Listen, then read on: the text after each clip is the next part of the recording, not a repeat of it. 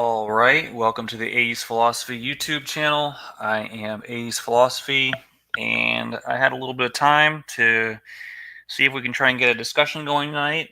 Again, what we end up discussing or what ends up being discussed will be determined by whoever joins, and see if we can get a direction, assuming there are people who will join. But while we're waiting, see if we can get a direction, assuming there are people who while we're waiting, I wanted to kind of thinking about some things. Just some epistemological foundations for people. Because we got objective ethics is here. So, and maybe others will be here. I will post the link shortly. But I do kind of want to just discuss some things real quickly. Thinking about Christianity in particular, one thing that has become increasingly clear to me is the extent to which, and I view this as a problem, the Bible itself is seen as the foundation of all truth. And I say that as someone who considers himself a Christian, however you want to define Christian. If other people don't think of me as one, then that's their right. But to me, the Bible is a tool that we use to learn about history, just like a biography of Plato or Socrates or a Chinese emperor from the past. There are facts in there or there are claims that are being made about some things that happen in history. I mean, we wouldn't know about them if someone hadn't written them down. And so that's how I approach the Bible. I just want to know what is the information to be gained from it. But I don't see the Bible as itself being the foundation of the truth. I see people getting wrapped up in words, and when you watch these debates, let me say it this way: I watch a lot of Christian debates, and a lot of it is discussions and arguments over language and words and how to interpret and define words, which are not defined in the text themselves, so it leads it up to the interpretation of the people reading them. And this got me to thinking that there are any number of places in the Bible, and really any text on earth, where two people can read the same text and actually, based on the language being used, draw two completely different conclusions about what's being said, and they're both technically correct. And there are a number of ways that I can demonstrate this. One is that especially a lot of times in poetry, you're engaging in symbolic language. So there's a literal level and there's a symbolic or metaphorical level. And this happens a lot in the Bible, especially even in the teachings of Christ. Christ taught in parables. So Christ almost left it up to the readers themselves, or the people listening themselves, to kind of... I really think Christ had a truth in mind that he knew. Obviously, if Christ was just making things up and it didn't have any truth behind it, I wouldn't be a Christian. So I do firmly believe that there is one truth. And Christ taught that one truth, but he taught it in such a way that, and he even said this, if you don't have eyes to see, you're just not going to see it, because he taught it in such a way that it was veiled to those who would prefer not to see the truth itself. And the way he did this, and the reason for this is people are going to see what they want to see in words. And I kind of started thinking about this a little bit, because recently I got into a conversation with a KJV onlyist, someone who believes that the King James Version Bible is the ultimate, basically, foundation for Christian truth and all truth. And I was really struck by how it's such an absurd position to hold. It's so manifestly irrational and baseless and nonsensical. But there are a lot of people out there who hold this view. Now, it's not everybody, obviously, but there are enough of them out there that there's a movement of them that are trying to say that the KJV is the perfect translation, the inspired, inerrant word of God, or something like that. And I asked this person, I asked him, if you could go back in time and literally record a transcript of Jesus speaking in his original language and have that for your use, or have the KJV, which would you choose? Now, mind you, this person purports to be a Christian. Okay, he's a KJV onlyist, talking about why we should believe Christianity. So I asked him, if you could go back in a time machine and literally write down Jesus Christ's own words in his original language as he spoke them, or have access to the KJV, not both. One or the other is going to disappear from history forever, and you're only going to have access to one of them. Which one would you choose? And to my utter shock and dismay, this person said that the KJV is the ultimate authority. The KJV has more authority than the actual words of Christ himself that he actually spoke in his original language. And this borders on psychosis. I don't know if you want to call it a psychosis, but it's certainly very delusional. And it just struck me, this person, in all other ways, if you talk to them, he would seem rational and was saying things that make sense. But it also struck me the degree to which our preferences and our personal desires can color the way we think about the world in such a way that we end up believing things that make no sense whatsoever. And just to give an example of this, I'm gonna so let's say we have a sentence. I am hungry. Okay. Oh, well, let's start in Spanish. Yo tengo hambre. I'm going to try and translate this to English. Hold on, let me... translation exercise here. Hold on, let me get this set up, people. This is not very good hosting, but we're gonna do this in real time.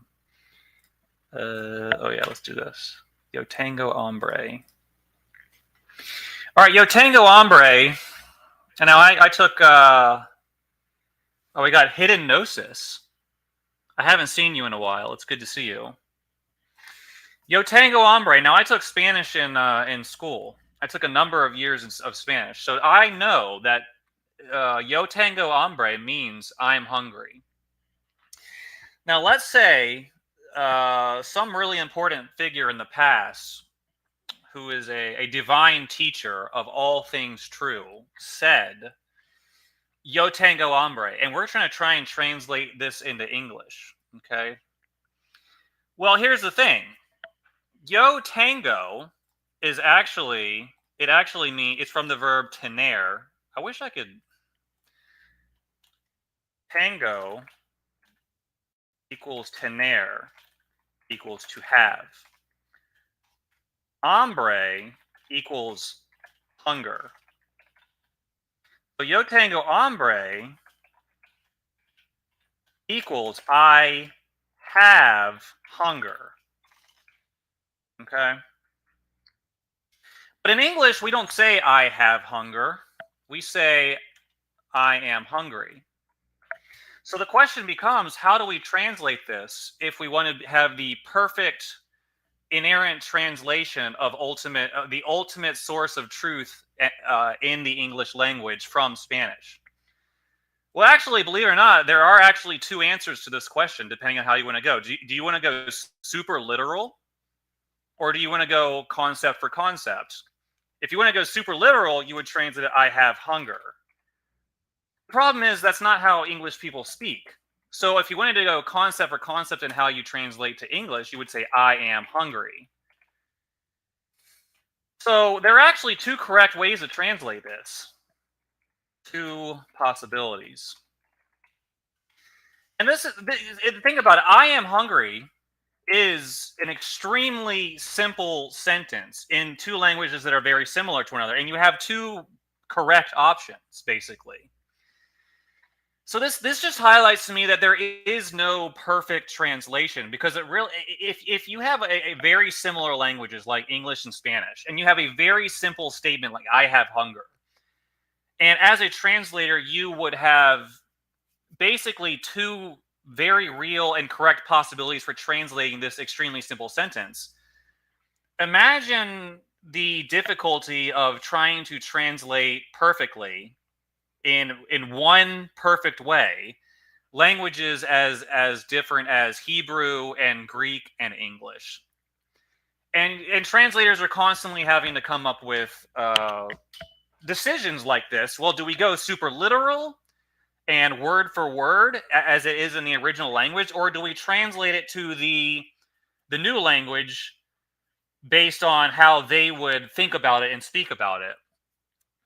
And when you do this exercise from Spanish to English, you realize that every single sentence that's being translated, there's going to be issues like this arising where translators are going to have to make a decision about which way they want to go.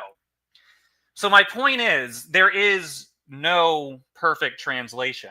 It's just a nonsense idea. The KJV only is it's really a delusion, a very strong delusion.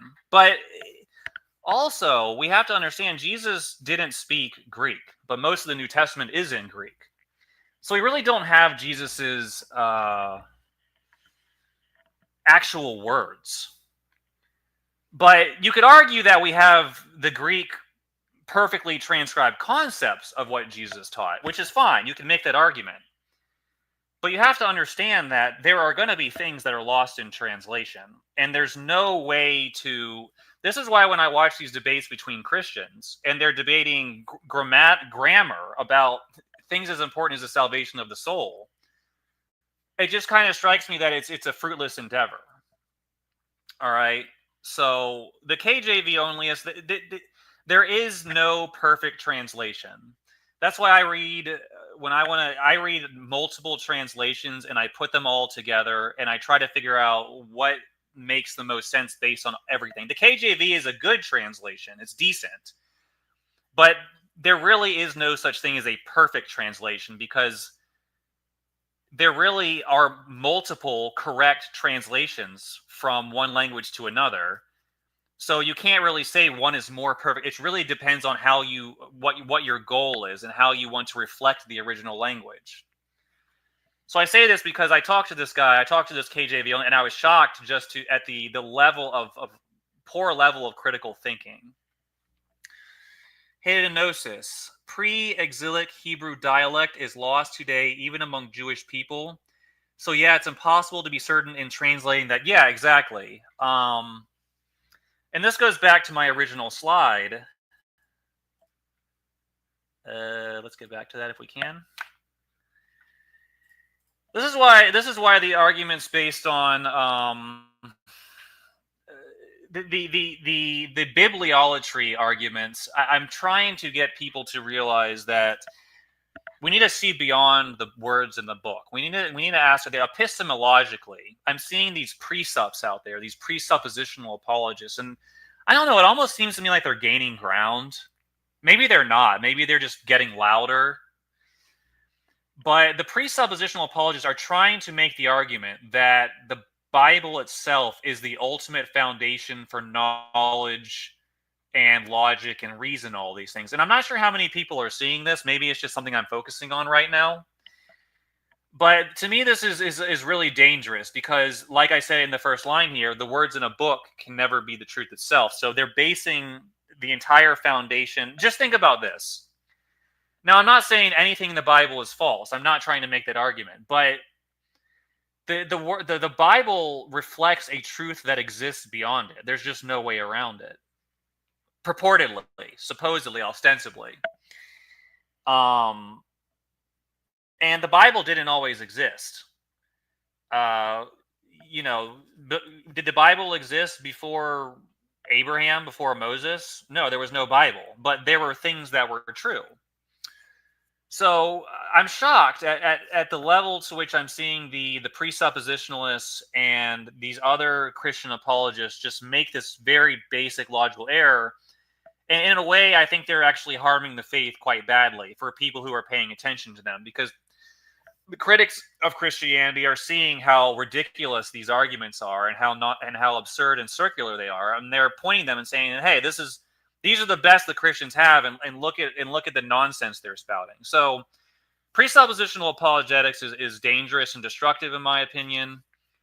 And really, people need to put their faith in a more firm foundation than words in a sacred text. And that foundation, to me, I can't think of anything more foundational than uh, basically just reality exists. And I think that's the firmest foundation I have been able to think of. Ultimate truth is that which corresponds to reality beyond perception and perspective. So our perceptions and perspectives are constantly coloring the way we interpret the data we're taking in about the world around us. That includes in religious texts, but also just a number of other fields, even scientific truths. Depending on your presuppositions about philosophy and the history of the universe and life itself, you're going to interpret data much differently than someone else who has different presuppositions. This comes into very clear focus in the creation evolution debate and the debates about the origins of the universe. The Masoretic and Septuagint inserted the vowel structure into the Hebrew based on their best guess. See, that's not even something I've learned, but if it's true, yeah, it would make sense. We are here because we are here because we are here. Power of one. Yeah, well, here's the thing. Reality exists. So I even hear atheists saying, well, maybe reality just doesn't need an explanation. Oh, I see that's a viewpoint that I also think is nonsensical. Yeah, so there must be an explanation for reality. I don't know, like, how did this get here? What is the fundamental essence of the basis of reality? I don't know what it is ultimately, but whatever it is, that would be what I call God. Whatever establishes the foundations of reality, that fundamental essence of time and space and existence itself, the principle upon which everything else rests and has its direction, its function, the laws of the universe, that would be God. But does God have a mind? Now, I've talked about on my channel, scientists have actually discovered, and again, if people can go back and look at my ID updates and see this for themselves, I think it was actually the first one, that it seems that even very simple biomolecules can make decisions. Like, literally, molecules in our bodies are making decisions, and they can observe this in real time. So I constantly hear people saying, well, you need a brain to have a mind. Well, you need a mind to make decisions, but molecules seem like they're making decisions. And we know that bacteria can make decisions. We can actually observe that. But bacteria, a lot of them are single celled. They don't even have brains. Brains require multiple cells. I mean, no one can deny that. So if bacteria are making decisions, then, and they don't have a brain, then they must have some sort of mind that's directing their cause. But I'm going to post a link. We don't have to talk about these things. We can talk about things that something completely different. But I just wanted to put all that out there for people to chew on. And we can go until 11 Eastern, because I have a very... Oh, I already pinned it. Okay, the link is pinned for anyone who wants to join. Again, we don't have to talk about the things that I discussed here. You can bring up other topics or bring up other arguments. But yeah, if no one joins, then I will continue my discourse. and my rationale for what I think should be the basis of belief and doctrine in Christianity.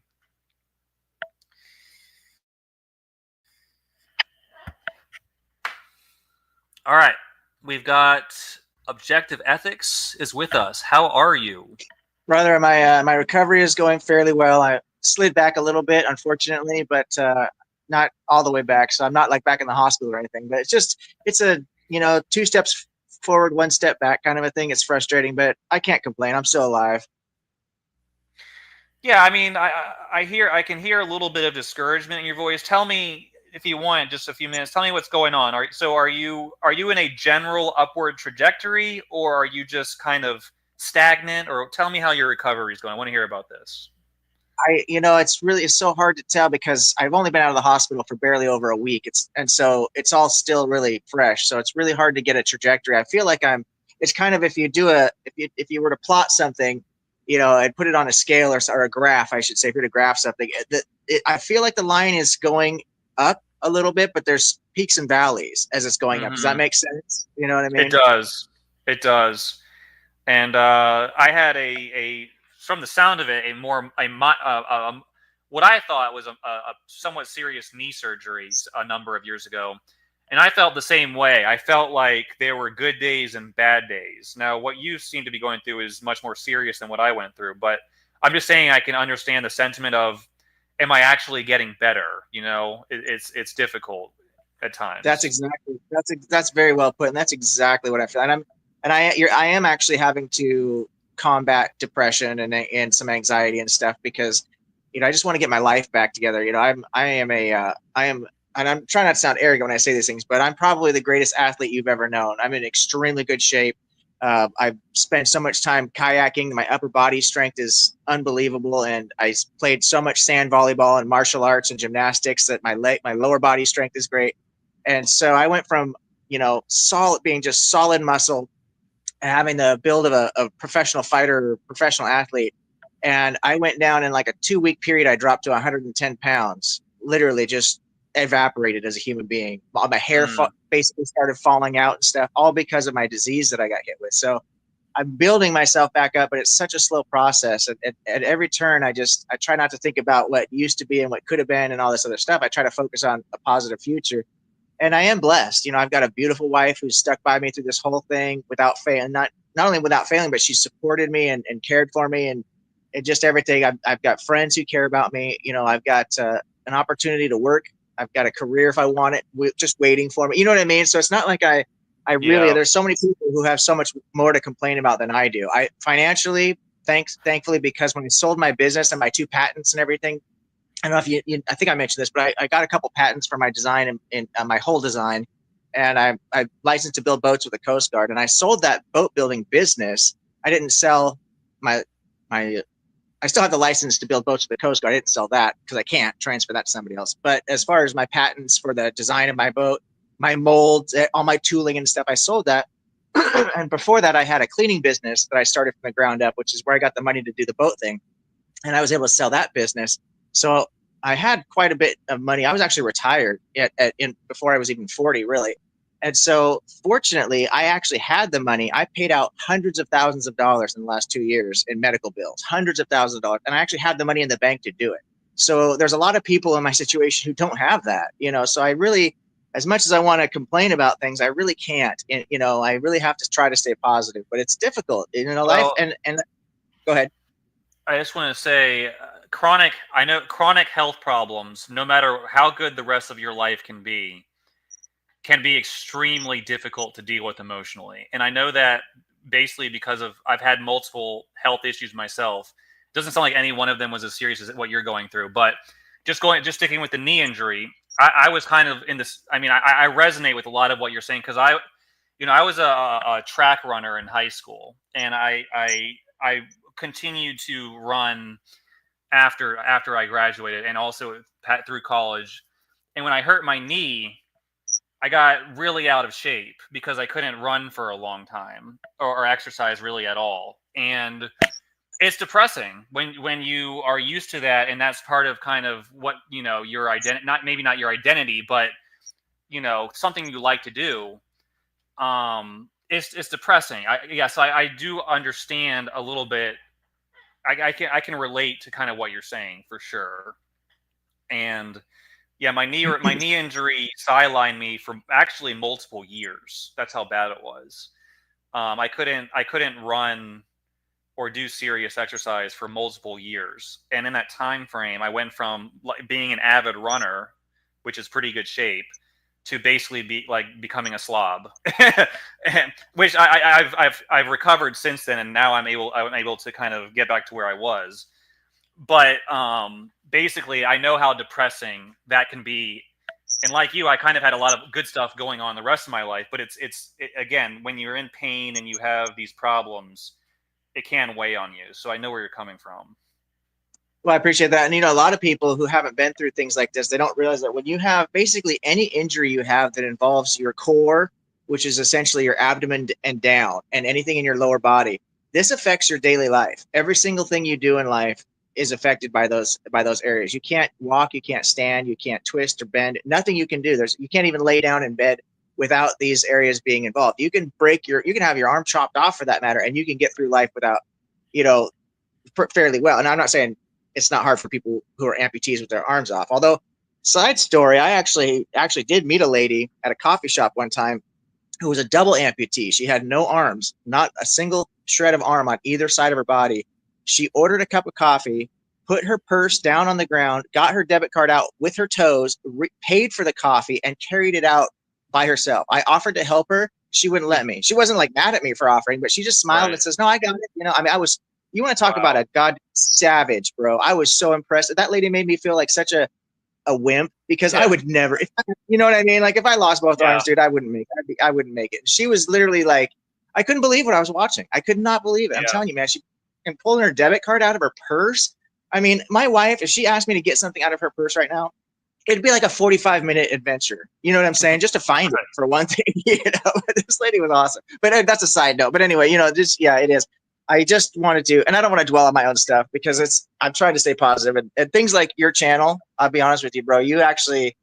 I really appreciate you. I'm very grateful to you and others for letting me join you guys, because this is a big thing that actually has helped me stay positive. So for your own small part in it, I should give you a lot of credit and really take time to thank you for letting me be a part of what you're doing, because these mind exercises, and you are very intelligent. So when I have conversations with you, it really challenges me mentally. And I love that. And so that really takes my focus off these other problems. So I'm just very grateful to you for that. Yeah, well, I'm happy to hear that. I have these conversations, and I guess if there are people who appreciate it, then that's good. But I am rooting for you, even though I know that we disagree fundamentally on a lot of things. And at the end of the day, I'm hoping that. Well, I guess at the end, I'm hoping that whoever's right ends up going to the other side. Or I mean, whoever's basically we both find the truth. Whoever has that truth.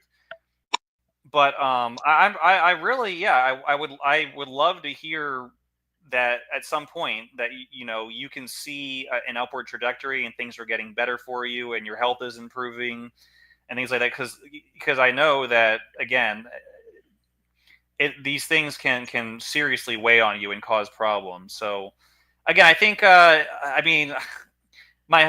these things take time, obviously. So I don't know. I think you had it.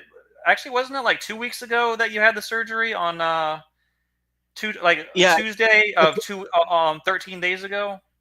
It was the 29th. Yep. Tuesday the 29th. That's right.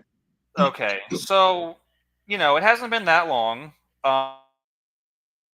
It was a serious operation.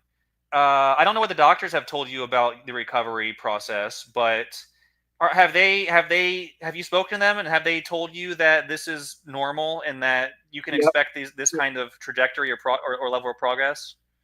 Yeah, you're exactly right about that. The doctor.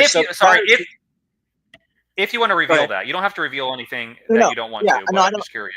I'm not. I don't mind. I'm not a super private type of person. I'm not sensitive. I don't get my feelings hurt. I don't worry about a lot of stuff. I am very protective of my wife and her privacy and things of that nature. You know what I'm saying? But as far as myself, if somebody wants to come to my house and try and give me a hard time, they're going to have a bad day. But as as far as that goes, the doctors did in fact tell me two things before, because I had to agree to do this surgery. They had to rebuild my GI tract, and it's a very serious process. And it wasn't just something that was like, they had me stabilized without this. So they're like, do you want to take this next step to try and get back to a normal lifestyle? And I says, absolutely, sign me up. I'll do whatever I have to do. And so they told me that one of the problems, or the potential problems, is that the recovery itself can take anywhere from like a couple of months to over a year, just depending on how you, there's so many factors in there. And because I've never been overweight, I've been in great shape. I don't have bad habits. I don't do any drugs. I'm not a heavy drinker. You know what I mean? All the different kind of comorbidities and stuff that people are factored into the studies. So I was expecting to be on the short side of that, but even the short side of that was 2 months. The other problem with it is that doctors told me to be prepared for a lot of pain for a long time. That it's actually very painful. Yeah. It's just a painful process. And I try to avoid pain medications as much as possible, because there's a lot of problems with them as far as side effects. But the biggest thing, as far as I'm concerned, the biggest danger is the addiction. An opium addiction or opioid addiction is not something you want to mess with. I have never had one before, but I've had friends who it's not pretty. It is not pretty. So I don't need that in my life with everything else I've been going through. So I try to I just try and tough it out as much as possible, which I do take some pain meds. I have to, but at the same point, but we don't have to do all this, go through all this anymore. But yeah, I appreciate your concern. And for anybody who watches these videos, the community, I've gotten so much support from people, even people I disagree with. So it's funny because just really quick as a little intro to all this, you're talking about these precept arguments and stuff. Are you familiar with Dr. Derek McAllister? I've heard of him. I can't say I've listened to him or know a lot about what he says, but the name does ring a bell. I'll say that.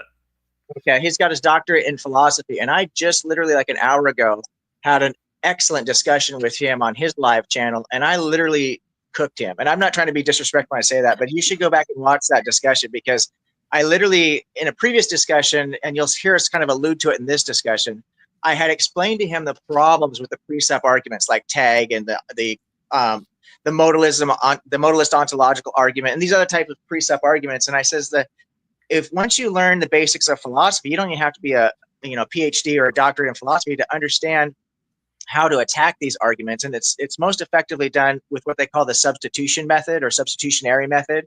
So I could replace the maximally great being with any maximally great thing that I want to.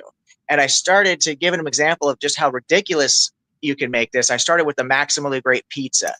And you know what I'm saying? And so you could use this maximally great pizza to check all the same boxes as you can, a maximally great God or a maximally great unicorn or anything you want, because you are essentially subjectively assigning these maximally great attributes to this thing. And because we don't actually have any empirical evidence of this thing, it's all definitional. So he can't tell me that my maximally great pizza isn't as good as his maximally great God, because it's all definitional. And he tried to that wasn't the best example for him, because he was either unable or unwilling to step out of his paradigm of what an actual pizza is. I says, no, we're talking about the maximally great pizza, not just a pizza. And so my maximally great pizza is all knowing and all loving and omniscient, all this other stuff, just like your maximally great God is. Well, he just had such a hard time with that. So I says, well, forget the pizza. Let's call it Ahura Mazda. So I can check all your boxes with Ahura Mazda that you can check with your triune God, your Abrahamic, Judeo-Christian version of God. And so at the end of the day, what does that really get us? Now he's like, well, then we have to decide who's making the better argument for what the evidence shows. And I said, well, the evidence shows that your God is actually copied from my God. You want to get to the historical record of things, that Zoroastrianism had a massive influence on what we consider the Judeo-Christian definition of God and this whole thing. So at that point, it's really, again, it all comes down to a subjective viewpoint of who are we going to prioritize. No, bro. Moses taught Zoroaster, don't you know? Get with the program, man. He also taught Pythagoras. Sure, why not? Moses taught all of them. No, absolutely. Whatever you're buying, I'm selling. That's that's what they always say. It always comes down. They do. No, I'm actually having, and this also ties into something that Ace Philosophy is talking about right now, but we've discussed in the past as well. So I'm literally having a debate right now on a Christian Discord channel, and it's an absolute shitstorm because they made a comment that the archaeological evidence always proves the Bible to be true. And I said, well, that's actually not true. That's a huge statement that's just completely demonstrably false, And so I said, they said, come onto our Discord and we'll debate about it. So I said, okay. So I said, there are three things I could show you guys, three faults in this the Bible's never wrong thing. I said, we can look at the historical record, speaking specifically from archaeology as our basis for evidence. I said we could look at the scientific errors, and we could talk about the contradictions, the internal critique of it, the exegesis of the whole thing. And we could look at all that, and I can show you independently. And we can have three different debates here, and I can prove every one of these points. So I started with the historical thing, and the basis, the rules of engagement were that we were only going to make arguments based on actual archaeological evidence, right? So I decided to use the book of Daniel because it's one of my favorite books in the Bible. It's such a creative myth. I love it. And it was very powerful when you really realize when Daniel was actually written during that Maccabean revolt, and you study that period of history. And when you think about how this, all this came about and stuff, this propaganda, it's just really fascinating when you actually understand the history of it all. So I love the book. So I decided to use the book of Daniel, and I made 4 claims on 3 bullet points. Belshazzar was never a king.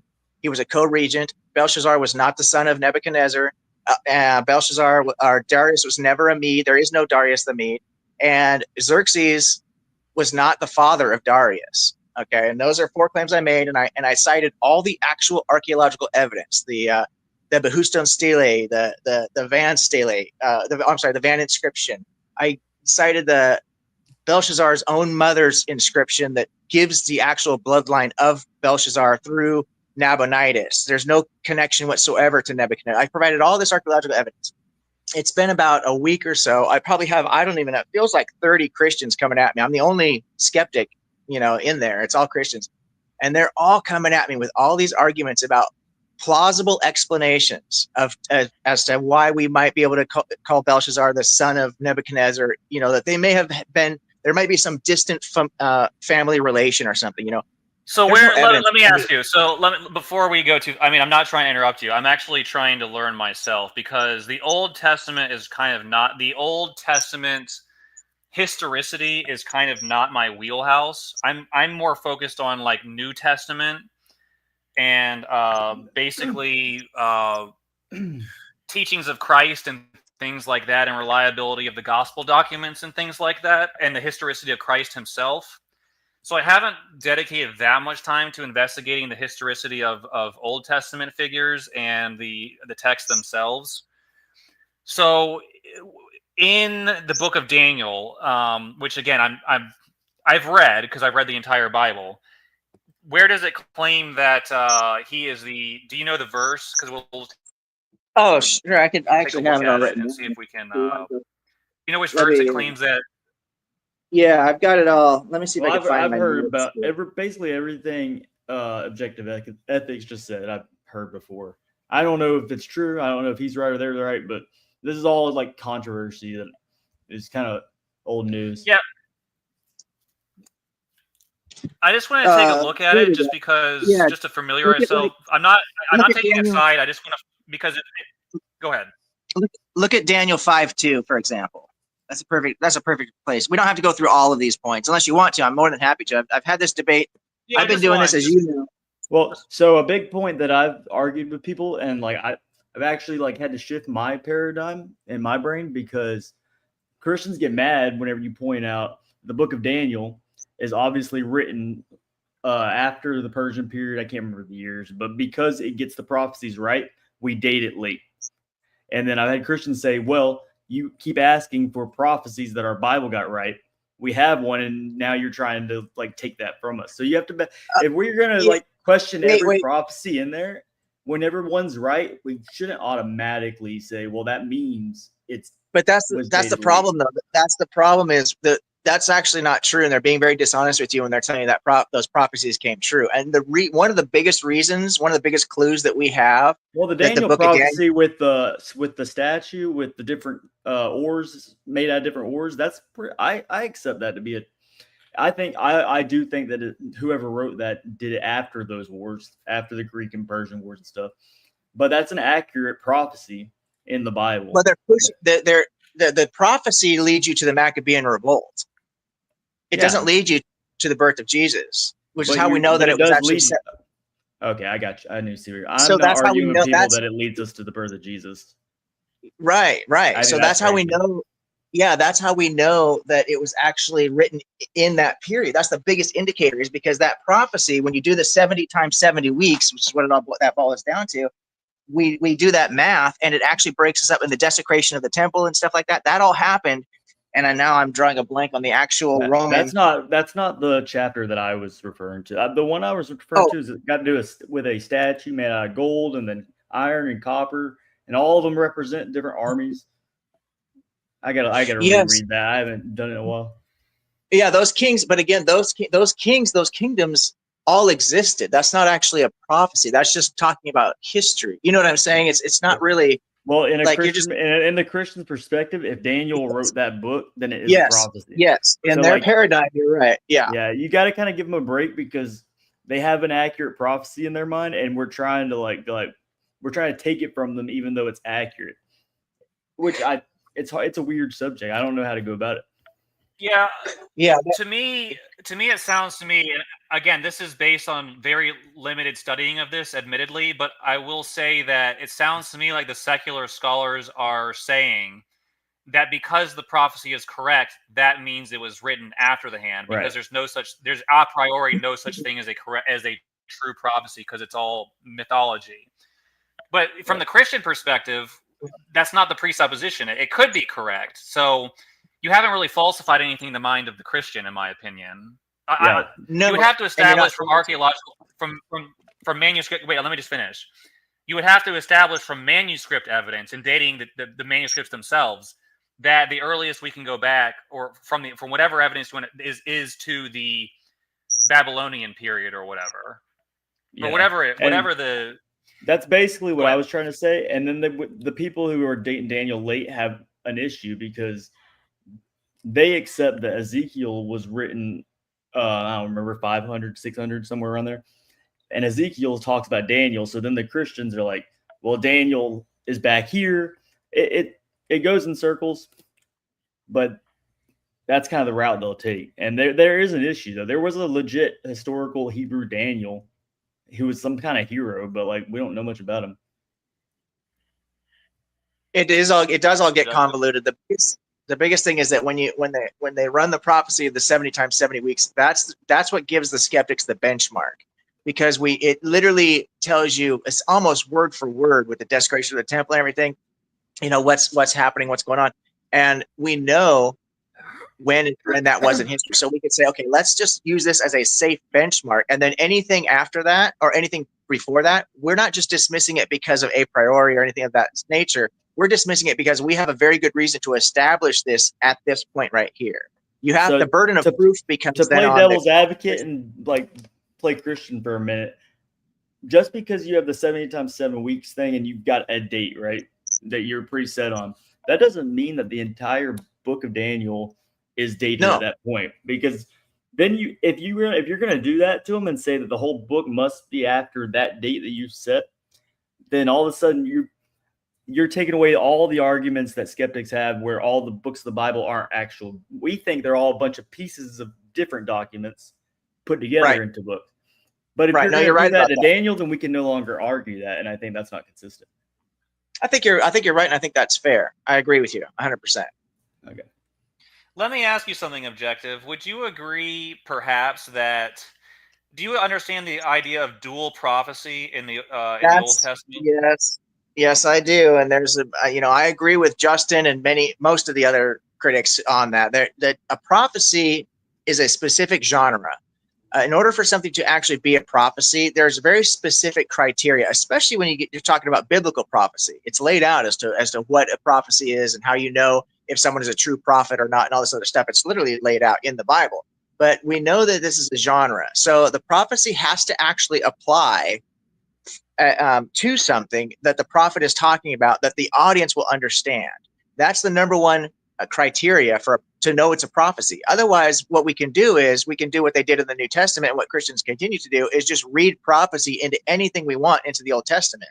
So they do it with like the Psalms 111 or whatever. Oh, that's a prophecy. No, that's a lament of David. There's nothing prophetic in that entire chapter whatsoever. You're just reading that into it, And so when you go to other things that actually are prophecies, like in Isaiah, right, 56 and other places in Isaiah, then there is a prophecy. They're absolutely right. That is a prophecy. But what's the context of the prophecy? It has to actually match the context of the prophecy. And then you say, well, the dual fulfillment, does that actually match the context of the original prophecy? No, it doesn't. Not in a single case. Well, let's take Isaiah 53, the suffering servant, for example. What do you think about? Are you familiar with that Isaiah 53? If I can answer that. Sorry, I want to go jump ahead. in Yeah, here for a both minute. both of you. First, hidden gnosis, then objective. Give your opinions of Isaiah 53. Okay, so A's, I don't know if you've ever listened to Rabbi Tovia Singer, but the best argument I've heard from that guy is about the suffering servant, and he lays it out how if you start from chapter 41 and go all the way to like 55, you'll see the suffering servants in like every chapter, and 41 through like 50, it's obviously Israel, and then you get to 53, and all of a sudden they don't want, like, those chapters context don't matter to a Christian anymore. They want to ignore it because they don't want the suffering servant to be the nation of Israel. So like whenever the suffering servant is the nation of Israel for 10 chapters, I don't think there's an argument that it's not that in 53. I think he's dead right. Okay, objective ethics, what is your opinion? Or if you have an opinion on this. Are you there? Can y'all hear me? Am I out? I can hear you. Objective, are you still there? It sounds like you're either muted or I can't hear you. Okay, well, I'll just deal with what hidden gnosis said. Objective ethics, I'm not sure if you're still there or not. You might have lost your audio or something. Yeah, sorry about that. Okay, go ahead. I didn't know if you wanted to say something about this specific point or if you just wanted to agree with hidden gnosis, and then I want to comment on it. But go ahead. Yeah, I lost connection for a second there. Sorry, I had to step outside for a second. Yeah, if he was talking about the suffering servant, how Rabbi Tovia Singer laid it out, then I agree with everything he said is absolutely right. Okay, yeah, I am familiar with Rabbi Tovia Singer. I've listened to some of his material. I've heard his opinions on the suffering servant. I think that it's not. This doesn't make. I'm not saying he's a bad person, but he obviously has a bias against Christianity, and I feel like I've heard him make mistakes in other areas that are quite obvious. I can't think of. I mean, I can't think of anything specific right now, but I think it is in his dealings with something that is of interest to me is the relationship between Christ and Paul, and the Pauline question. But just sticking to this particular topic, to me, we're almost getting into triple prophecy or tri-prophecy at this point. So there is a sense in which the prophecy, the suffering servant, could represent one thing in an immediate context in that history of Judaism, but also have a grander significance in the ultimate fulfillment of God's mission in Jesus Christ. And so the Gospels themselves, not that, we can't presuppose that the Gospels just, everything should be taken, accepted for what it says. I mean, that's not what I do. I'm not saying it's false. But the Gospels point to prophecies that they apply them to Jesus, but if you go back and look, some of them in the Old Testament do apply to things that were happening in that particular context, particular events in Israel's time. So go ahead. Yeah, my point is that it seems to me that prophecies can represent events that are taking place within the nation of Israel, and also apply to the events in the life of Jesus Christ, and he kind of in his life fulfills like his suffering. He actually did. I believe Jesus was a real person. He really did suffer and die. That kind of is a real life representation of the suffering that Israel went through or the Jewish people went through at various times. So I don't know if that made any sense to y'all.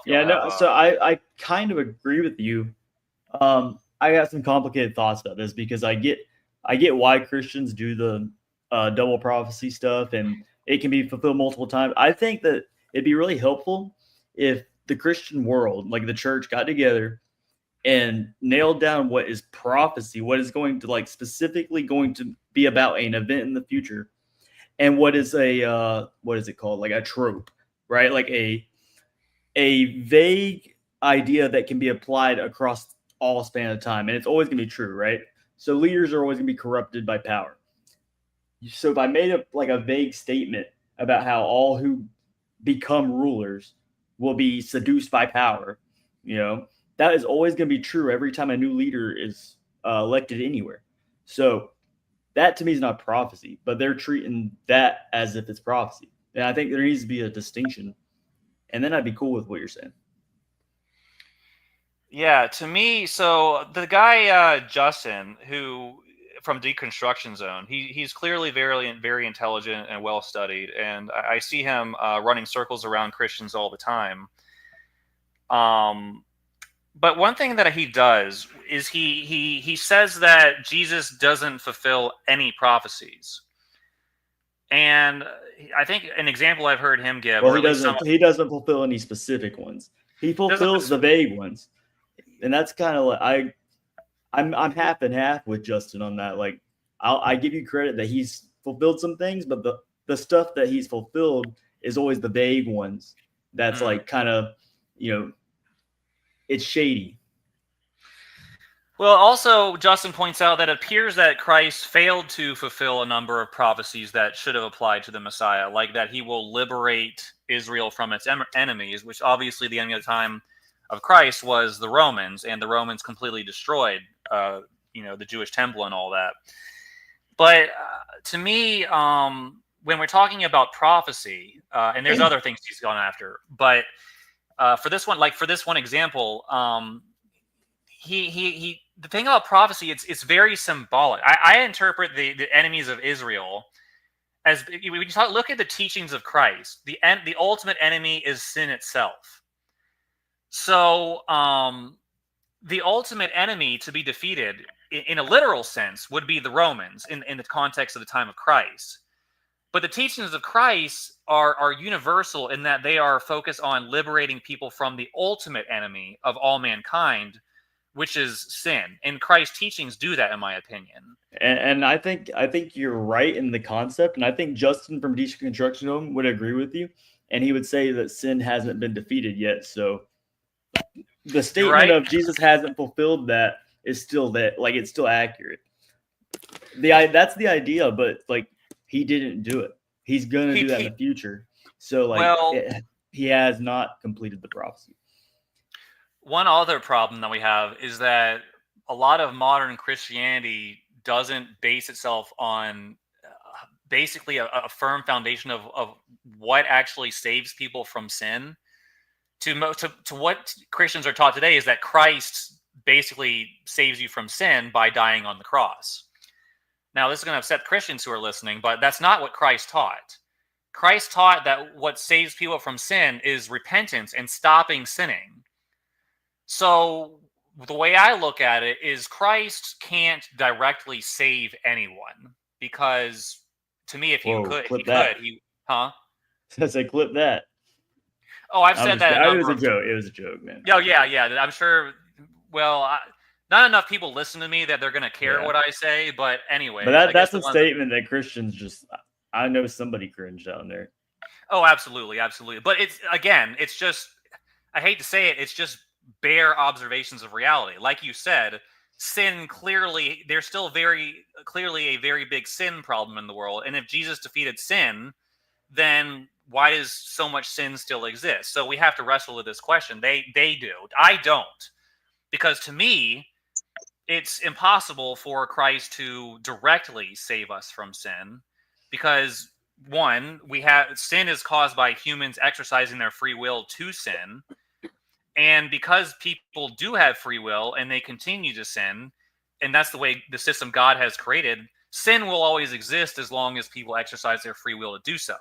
Which is why the teachings of Christ are so important.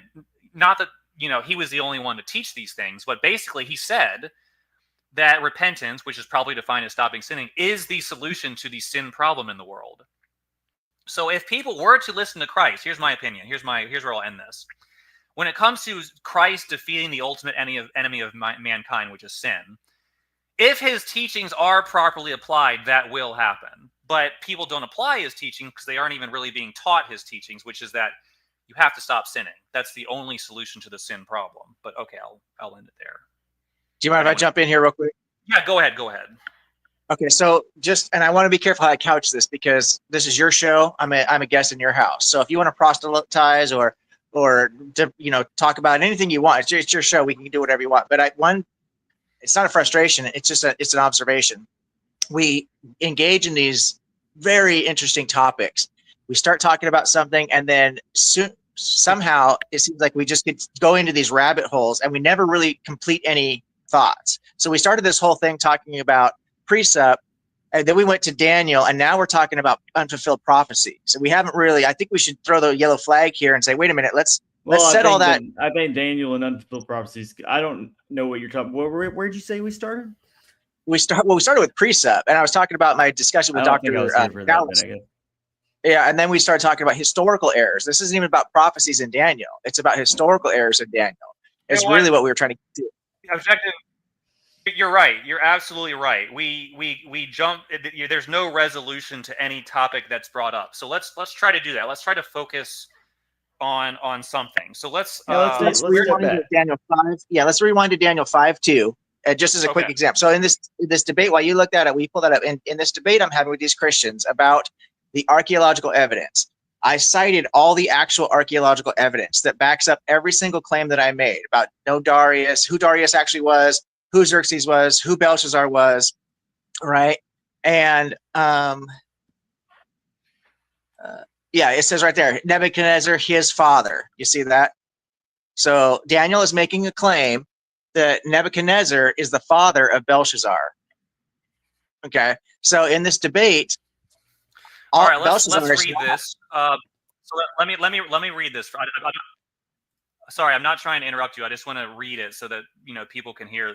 So this is Daniel chapter 5, starting in verse 1, going through verse 2. Belshazzar the king held a great feast for 1,000 of his nobles, and he was drinking wine in the presence of the 1,000. When Belshazzar tasted the wine, he gave orders to bring the gold and silver vessels which Nebuchadnezzar, his father, had taken out of the temple which was in Jerusalem, so that the king and his nobles, his wives, and his concubines might drink from them. So your claim, let me just summarize everything, is that there is clear historical evidence, archaeological evidence, that Nebuchadnezzar was not the father of Belshazzar. Is that the claim you're making?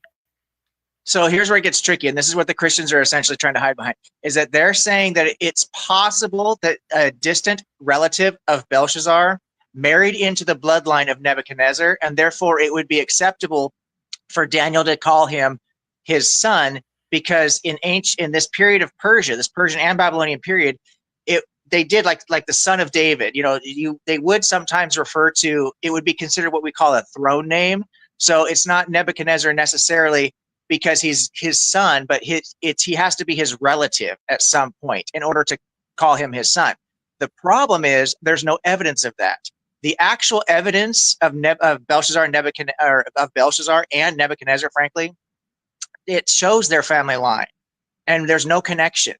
So the Christians are offering hypothetical, potential, plausible, maybe even possible solutions to try and harmonize these. And what I'm offering is direct evidence of who Belshazzar's father was, who the kings were. So when Nabonidus, he's only on the throne, who was actually Belshazzar's father.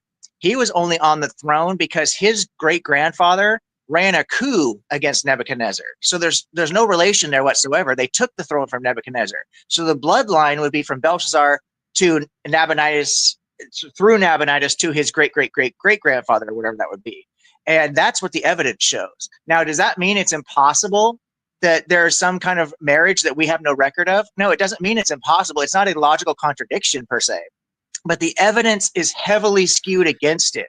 The direct evidence shows that we know who Belshazzar's father was. We know their bloodline. We know why they took the throne in the first, why they're even on the throne.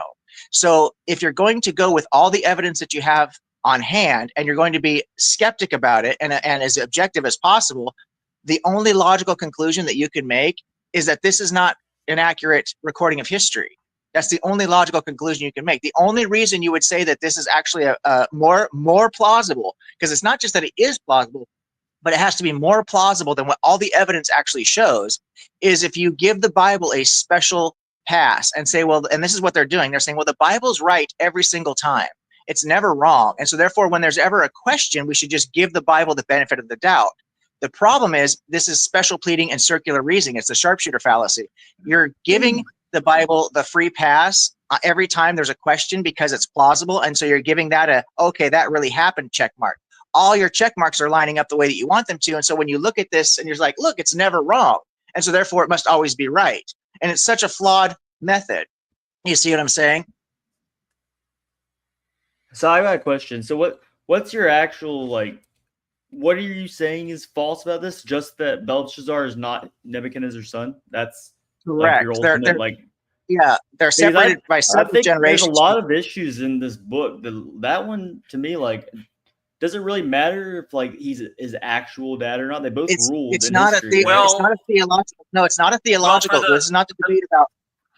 This is not a debate about theology. This is a debate about, does the archaeological evidence prove the Bible to be more or less accurate? Is the debate specifically, and so So the premise of the was a ruler, right? I'm not super educated in Persian. No, he was a co. Well, it depends on what you mean by ruler, because he was what's known as a co-regent. His father, so it's like a ruler, basically. Yes, he does in place of or alongside the king does have a certain amount of authority. He doesn't have the full authority of the king, though. That's otherwise they would call him a king or a co-ruler, so to speak. He's a co-regent. You'll probably know what I'm talking about. You probably correct me if I'm wrong. I want to say it's Herodotus, but it might be somebody else that wrote about the who was it? The Persians conquered Babylon or something. I don't remember where there's an account of Belshazzar being in Babylon when it got conquered and killed, and it's very similar to this one, is it not? Or am I crazy? See, that's the thing right here. Ryan Apologetics, exactly. Descendants or heirs, and he's not either one of those things. That's the problem. But the reason I brought the Herodotus thing up is because Herodotus says that Belshazzar was ruling in Babylon because the king was out on conquest. So he's like basically holding down the kingdom for the actual king. That's right. Basically, he's the ruler in while the king's gone. So that's fine. That's what a co-regent. No, you don't call him a king. That's just because he's functioning and he's taking charge for a while doesn't mean he's actually the king. Just like the vice president. If the president gets sick or the president is out of the country or something, the vice president, there are certain circumstances where the president will actually take over. The vice president wouldn't have the title of president. You're right, but he has all the power and authority of one. Sure, so basically president. Yeah, but he's not the president. He's actually the vice president. Go ahead. That's actually not the point of the whole thing. The point of the whole thing is that like the guy's Google search just pointed out, it's not improbable to call him a son because he might be an heir or something. No, that's not true. He's not. I'm not saying you're wrong, bro. I'm saying like no. I think you're right, but it's just not a big deal. It's not a huge deal. It's an isolated situation that proves my point about archaeology. I will say it is a very big point. But the problem is that, and Dirty Varmint has joined us, and I want him to be able to. He seems to want to have something contribute to this conversation, and he will get to in a second. But for people who the presups and the people who hold to inerrancy, any error destroys their entire worldview. So I can see why they would want to. There can't be any historical error, no matter how minor. But maybe Dirty Varmint has. I just wanted to get to Dirty Varmint. Did you have something you wanted to contribute?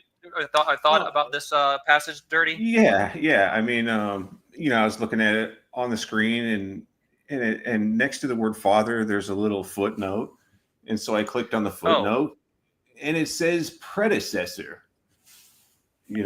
So maybe that's that word used as the word predecessor? Because I don't even think the Bible's like really claiming that he's his son. I think. Yeah, I so we think have that it's like the foot. okay, It was go ahead. footnote B, Daniel 5:2, or 4 further. So let's go into Bible Hub and try to see what the root could be at the end of the day. Honestly, I haven't. Argument I haven't heard. I don't know how, but Hey, you're going. I feel You're like like I you thought I sound had like a heard robot on everything. my end, bro. I can't understand anything you're saying. I don't know Yeah, if you're that's how it is kind of for borging everybody. out.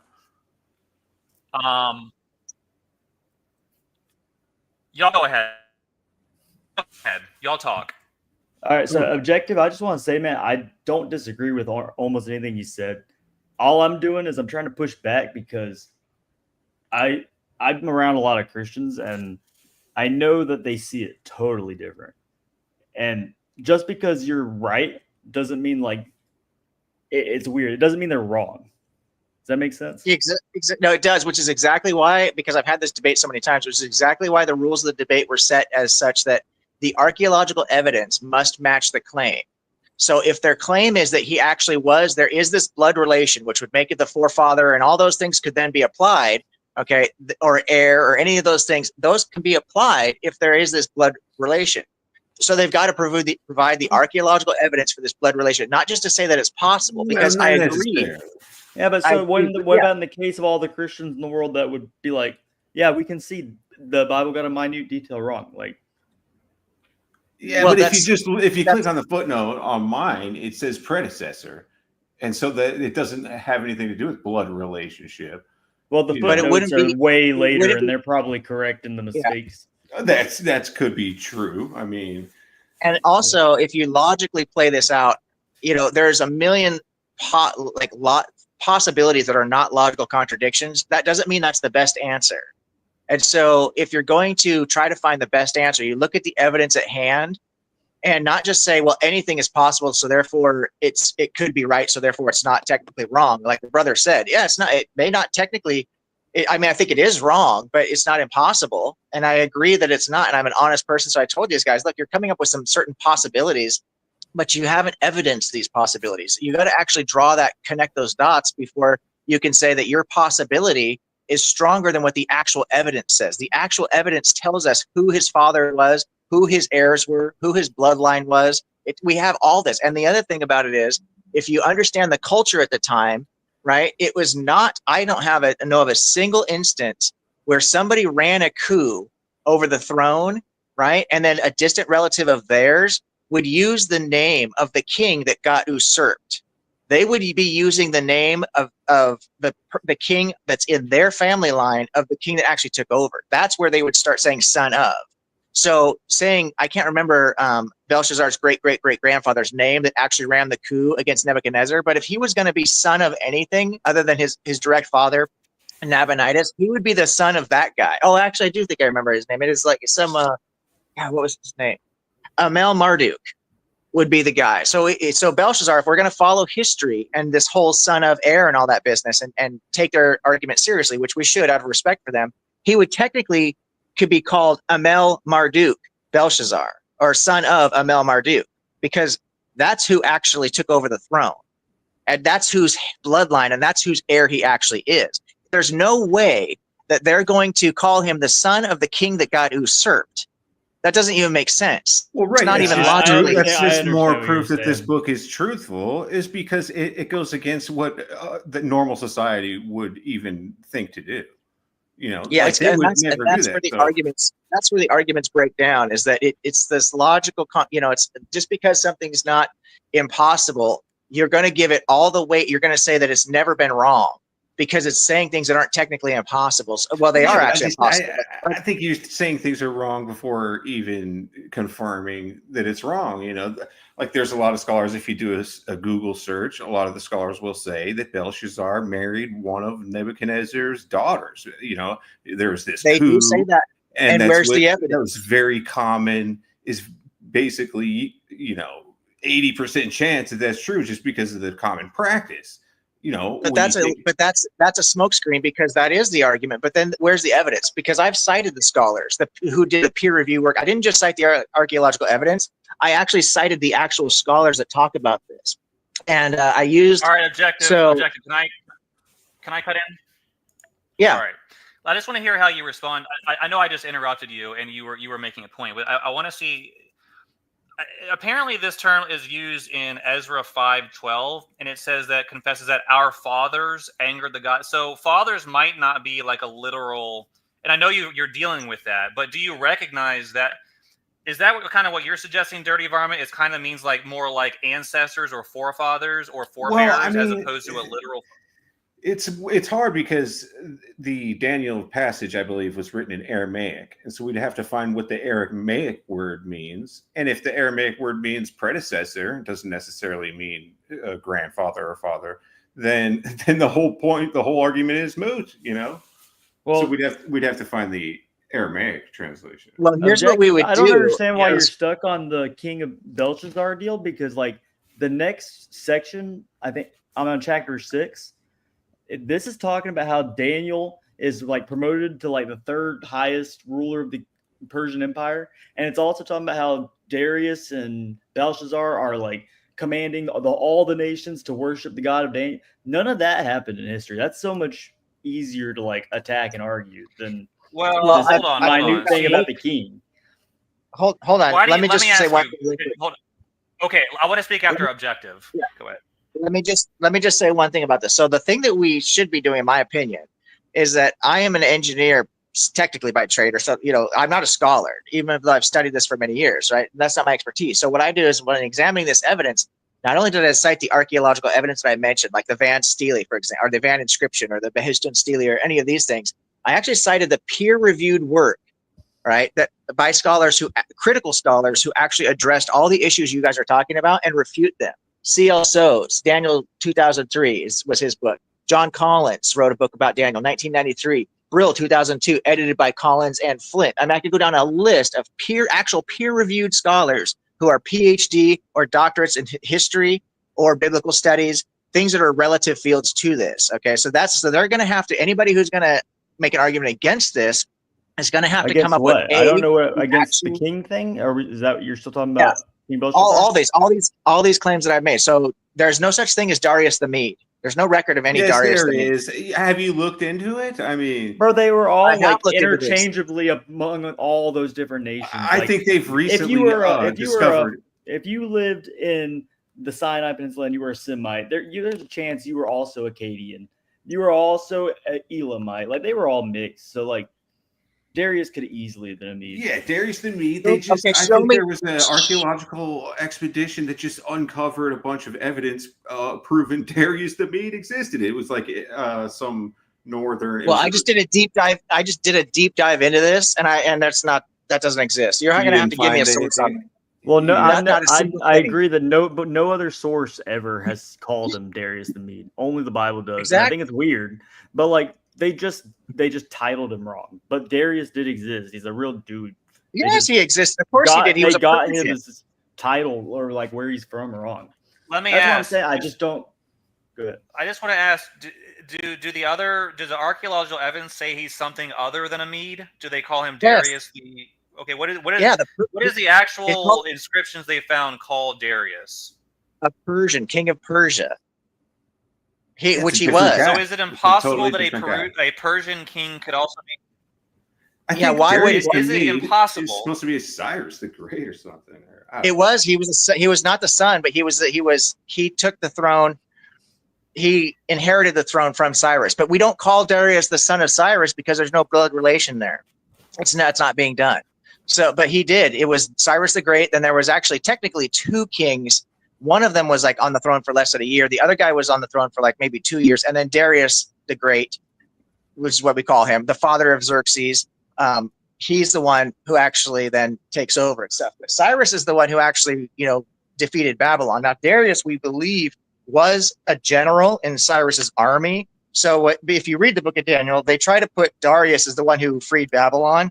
And that's not historically accurate either, but you could at least make that argument because we do believe that Darius was involved in the war and was a general. So you could kind of say, yeah, maybe Darius defeated Babylon, but it's technically Cyrus the Great, but that's irrelevant. That's a whole separate side topic. Let me ask and I don't think it matters, but like The Persian Empire was huge. I'm looking at a map of it. It's almost as big as Alexander's. Like everybody in this area at the peak of the Persian Empire would probably have referred to themselves as Persians and abandoned their old like cultural names. So like it's not impossible Darius was a Mede. Once the Medes were conquered by the Persians, all the Medes started just referring to themselves as Persians and stopped using the title of Mede. To say it's not impossible is exactly what the Christians are doing. Show me the evidence. Well, there's plenty of Roman emperors that weren't from Italy itself. Like there's plenty of Roman emperors that you can point to. That objective. Why can't the Bible be the evidence? Why should that be so outright dismissed as evidence that he might have been a Mede? Because we have nothing to corroborate this, and because we have numerous issues with the things that the Bible is putting forward that we have a better explanation for, we shouldn't just automatically give the Bible credence for it. When the Bible starts talking about talking snakes and floods and things that we know for a fact didn't happen, we know the flood didn't happen. Yes, we do. No, we don't. We know the flood did happen. If you have any sense, you'll know that the Great Flood happened. Yeah, you've made that claim. I agree with Dury. I think there's enormous evidence for a global flood. Pull up the screen right now in front of everybody and type in "Did Noah's flood happen?" Pull it up right now in front of everybody. I'm kind of on your side, logic, but use the your flood brain. Thing is it's a myth. The story of Noah is a myth meant to like explain a idea and it's an allegory, right? The actual events there weren't historical. Absolutely, if a real flood happened, you got to be freaking blind not to know there was a global flood. You can find fossils on top of Mount Everest. Bro. You know what? The fossils on top of Mount Everest are marine fossils. The marine fossils are on top of Mount Everest because that's how mountains are built. Mountains are started out as seabeds. Those fossils died when they were underwater. They were fossilized underwater. They were pushed Yes, up. they did. And they were with plate tectonics and continental drift. There's a perfectly natural explanation of why there's fossils up there. People who don't understand science make those kind of claims. The only way to get a fossil, period, is by a global flood. You have to have millions and millions of pounds of sedimentary rock, of sediment falling and is trapping these animals in the mud. That doesn't happen naturally. Like there's no fossilization happening today. What happens when a volcano? No, there's not. What happens when a volcano erupts? It doesn't trap things. It doesn't put a volcano, sure, but that's rapid sedimentation in water. That's the only way. This is pseudo. Global flood explains how Mount Everest rose to where it's at now. It certainly does not. The science debunks that. So no, it doesn't. You haven't looked into this science. I've never even heard that. I have looked into all of argument. Yeah, there's fossils on top of Mount Everest, and this guy's saying, "Oh yeah, they were pushed up by over millions of years." Well, if that's so, why didn't they erode away? Because millions of years of rain erosion on top of Mount Everest would have washed those fossils away 10 million years ago. We find them right at the top. That's not how it works, brother. I'm sorry. Why are we finding fossils? Why are we finding fossils? A global flood. There's no way you can create a fossil without a global flood. You're not going to have a volcanic eruption happen on every square inch of the earth. No matter where you look in the ground, you will find a fossil. And that's not volcanic activity. Just listen to what you're saying. You are literally telling the significant majority of science who actually know what they're talking about that there's no way that there's fossils. They're all a bunch of God haters. There ain't no Christians. There ain't no Christians that say that. That's actually not true either. There are a lot of Christians that are not kind of creationists. There are a lot of Christians who accept evolution. Scholars are saying Noah's flood never happened. Really? There's lots of them who do. There's lots of them who do not believe in this young earth. Name it, Dr. Dan McClellan. Okay, I have to look him up. Dan McClellan. I think you got to be nuts not to know there's a global flood. I mean, just look outside. Like, you see all those round pebbles on the ground. Those were rounded by water. Pebbles don't get rounded by anything other than water. And so, if I can predict that you can go outside right now and find one, that means there was a flood in your area. And since I can predict that every single human on the planet can go out and find rounded pebbles, you're giving a false evidence. Where did the rounded pebbles come from? If you find this, you're right. Yeah, it's prediction. If I can predict that you can go outside, if I can predict right now that you can go outside and find a rounded pebble based on the flood model, and I can predict that based on the flood model, then that supports the evidence. No. Yes. Okay. Tell me why there are rounded pebbles outside your door right now. I'm not a geologist. I don't want to say something that's not true. Okay, you're not a geologist, so you don't know whether the global flood happened or not. I mean, if you, I'm not educated. I certainly do. I got a high school diploma, and that means I can't talk about anything. If we go, I certainly do know the flood didn't happen, because what I do have expertise in, as Ace knows, I have. Hey, stop! There's no way you can tell me the flood didn't happen. That's ridiculous. Calm down. I have listen. Just calm down. I've got 2 patents for my hull design. I'm licensed by the U.S. Coast Guard to build boats. I know the flood didn't happen because I know that ark was not seaworthy, and I've got the credentials to tell you. Bullshit. The U.S. Naval Academy put out an official statement saying that ship was the exact proportions that it should be. The U.S. Naval Academy. So don't come up to me with this. I built boats. It's not seaworthy, my guy. It floats. Bullshit. The U.S. Naval Academy disagrees with you, bro. Bullshit. Look at that right now. Hold on. Objective. Hold on, Dirty. Hold on, give me a second. Objective. All right, you just said, and you can go back. We know the flood didn't happen because Noah's Ark wasn't seaworthy. All right, was not. I didn't say. I didn't say flood being a. Hold on. I didn't say it wouldn't float. No, you said we know the flood. No, right. It wasn't seaworthy. The flood and the seaworthiness of Noah's Ark are 2 completely unrelated topics. Even if you want to argue Noah's Ark is a complete myth, which you can do, that still has nothing to do with the physical evidence for a global worldwide flood. Okay? So I just want to... You can't say we know there was no flood because Noah's Ark can't float. Which, by the way, I don't know if that's true or not. I didn't say it can't float. I said it will float. It'll float on a flat body of water right up until you start loading a bunch of animals and fresh water and food. Then it won't float even on flat water. But it wasn't seaworthy. Any stretch of the imagination, bro. Let's just say you're right. Let's just say Noah's Ark would sink the second you put a single animal on it. That has nothing to do with whether there's geological evidence for a global flood. Nothing. So you can't say we know the flood didn't happen because Noah's Ark doesn't work. That's a non sequitur. But I want to hold on before anyone else responds. Well, I'll let Objective respond, and then I want to say something else. Go ahead, Objective. Well, I'm going to drop down. I appreciate you having me up. I was Dirty. Since you're Dirty, if you want, do you have a final word that you want to put in before you drop down? Sorry, I know I interrupted you too. I just I was cussing and stuff, and I'm getting a little heated, so I'll let you take. I like these things happen. I like standing up for the global flood, no matter what. Yeah, I think you got to be crazy not to think there was a global flood. When you put all the evidence together, then there's a lot of evidence, and I can't go over every single thing, but to me, it's just like the fossils themselves are like obvious, dude. They cover the entire Earth, and the only way to get fossils is to have a global flood. With sedimentary layers, rapid deposition. Water covered. They have to be in water, so there must have been. And I watched Jurassic Park. Yeah, I don't want to get into it. They were in amber. I'll just watch. Thanks for having me up, though. But maybe next time. Appreciate it, Dirty. Thank you so much. I agree with Dirty Varmint. I think that it's obvious that there was a global flood. I think it's scientific. It has nothing to do with the Bible. It has nothing to do with Noah's Ark. But let me give you a data point, Objective. Now, I'm not saying this proves there was a global flood, but maybe I don't know if you read this post on my channel from 8 days ago. But whether you did, I'm going to read this, and because I want the audience to see this as well, and I want to see how you respond to this. So I posted an article from what I suppose is a reputable source, and this is what it is about. Interesting article about the remains of what is clearly an ancient human city submerged thousands of feet below the surface of the ocean off the coast of Cuba.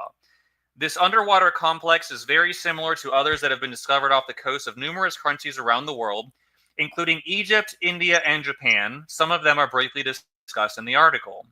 There seems to be only one plausible explanation. Within the span of human history, the sea levels were once much lower than they are now, and at some point they must have risen and buried these centers of human civilization where people were once able to live. Ancient giant global flood, perchance? Also, notice how the mainstream media doesn't cover these incredible archaeological discoveries. I wonder why. Okay, that's kind of secondary. But when you open the link, I'm going to do this. I'm going to go through the information. The data. So lagging. Can you all hear me? Yeah, I can hear you. Yes. Hello? You there? Can you? Okay, sorry. My computer struggles with We can hear you, bro. StreamYard very badly because so old. They did. They haven't. Can you all still hear me? I feel like I'm lagging. Yeah, I can hear you, bro. Okay. So off the coast of Cuba, buried. I'm not gonna.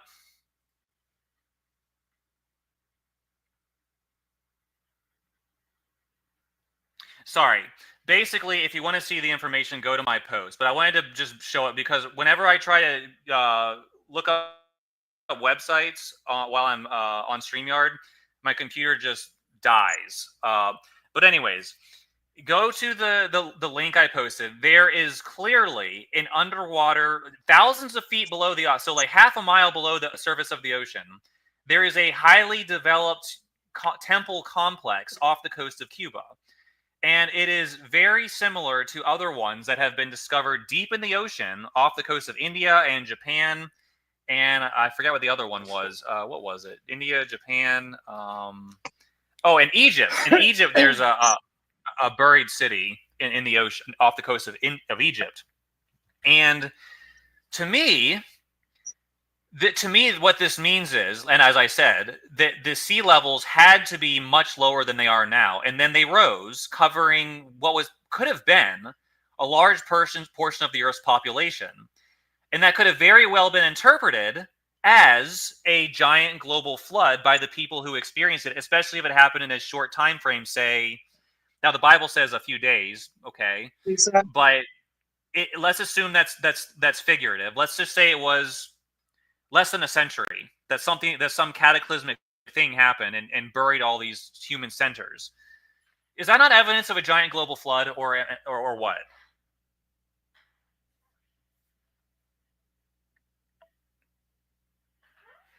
Objective? I can't hear you if you're talking.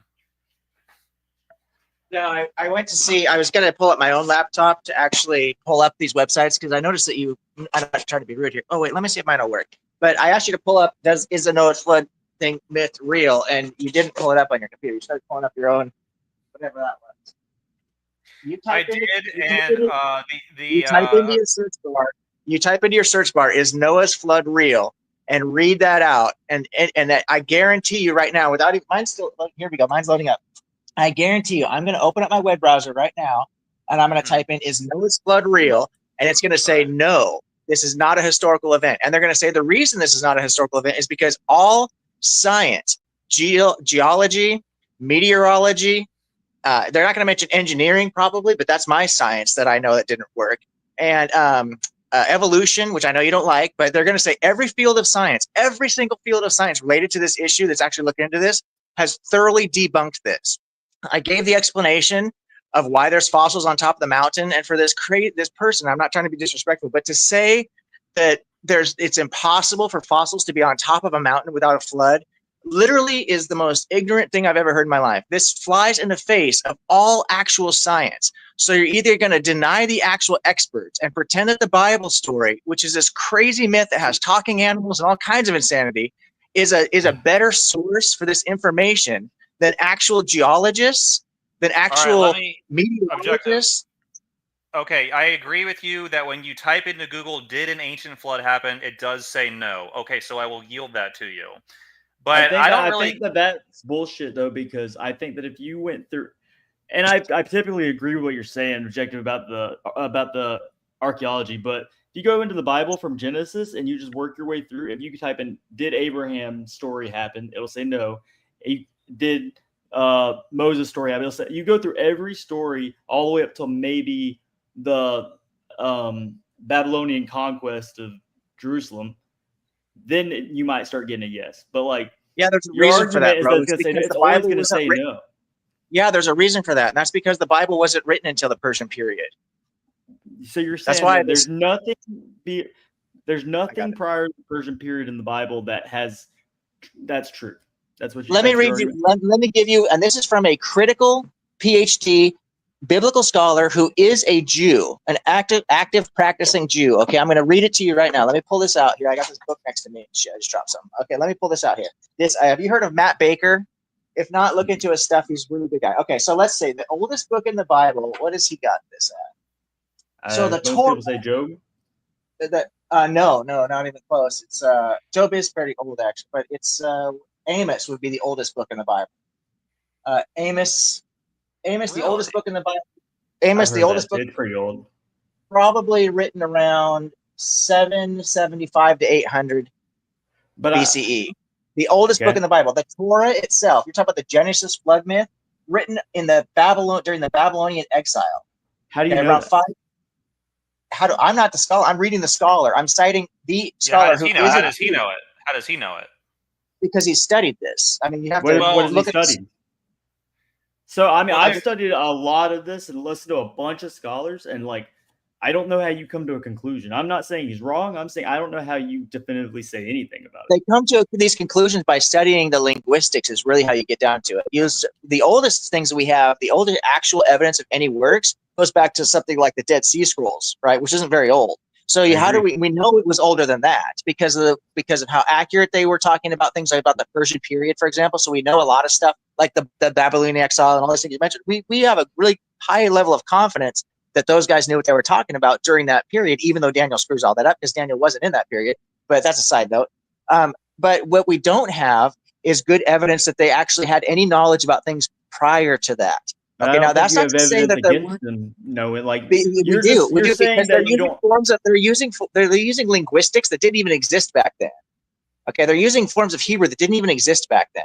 So how is it written in a language that didn't even exist? Because we don't have the manuscripts that existed back then. Like the ones that we have are written during the later periods. They're I don't like arguing for Christians, but if all our manuscripts come from the Hellenistic period, then it's unreasonable to ask for any of those to contain the old dialect. Like, I hope you understand what I'm saying. Like, no, I don't. Why didn't we just go ahead and reinterpret the cuneiform tablets then and toss the cuneiform tablets? If that's the case, why would we toss them? Why wouldn't we keep them? We don't need them. We got the best language.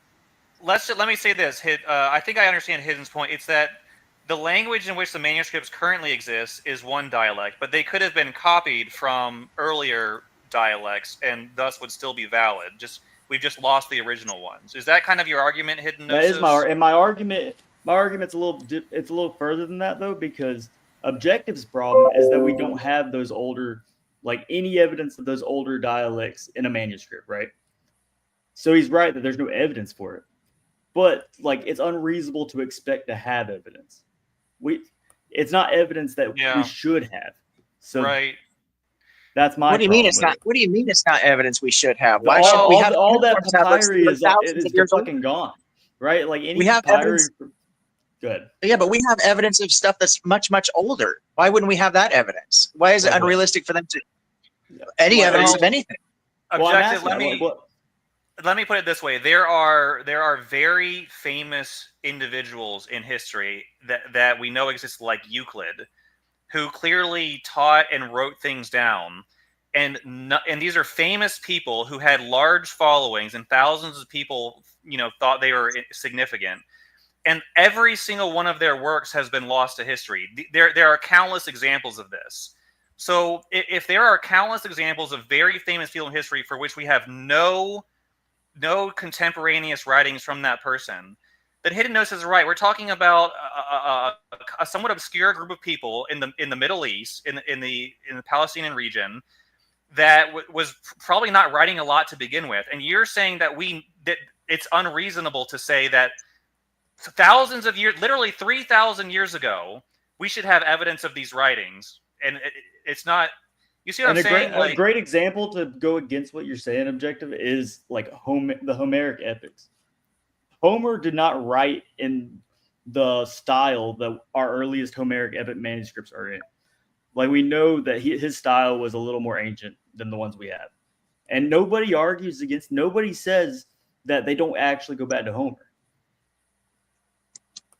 I mean, I've heard all these arguments before. I don't know if you guys are arguing telling me these things, or because I've heard all this before. None of the reason that when you type in these things and they give you these dates, right, when these experts agree on these dates, is because of actual evidence. They have very good reasons. These are well evidenced. Now, what you're saying is it's possible. Something is possible. We just don't have the evidence. You're arguing from the absence of evidence, and that's actually a fallacy. No, I'm not arguing for a point. I'm arguing that you can't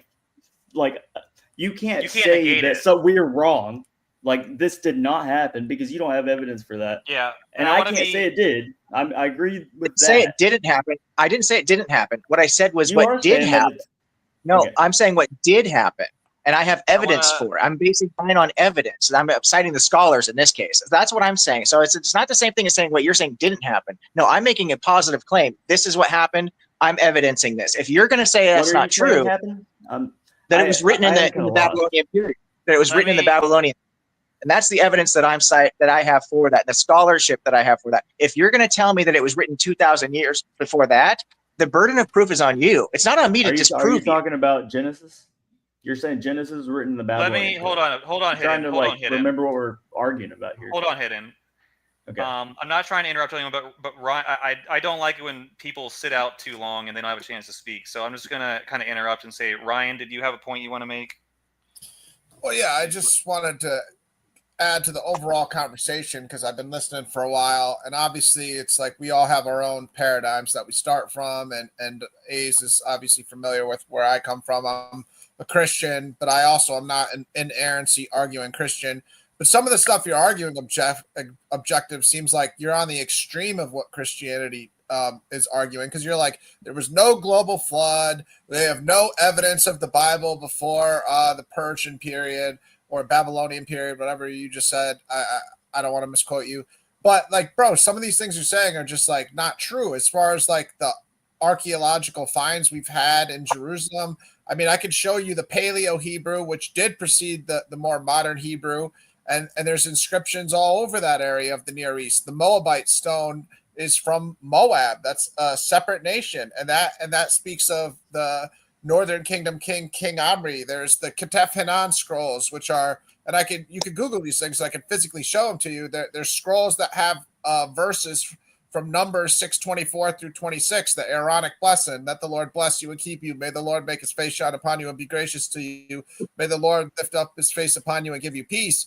And, you know, there's all these small little archaeological finds of certain like artifacts that prove the God of the Bible's name, Yahweh, prove the house of David, prove Northern Kingdom. I'll jump in for objective because I've been tracking objective all night. I'm gonna jump in and say that like a lot of the stuff you're saying, you're overvaluing the evidence that you're talking about. Well, let me defend myself. I appreciate that. Hold on. Let me defend myself here. Yeah. What you're doing, brother, is you're telling me I said a bunch of things that I never actually said. And I'm implying things I never actually implied. I didn't say anything about there not being Hebrews. I didn't say there anything about not being an oral tradition or possible written text or something. I didn't say this just magically popped out of nowhere in the Babylonian period. I didn't say a single word that you just said that I said. Nor did I imply that. You said it. You just said the Bible was written in the Persian period. We don't have anything. That's exactly that. I didn't say we don't have anything. No, I don't say we don't have anything prior to that. I said the Bible was written. We don't have any complete works prior to that.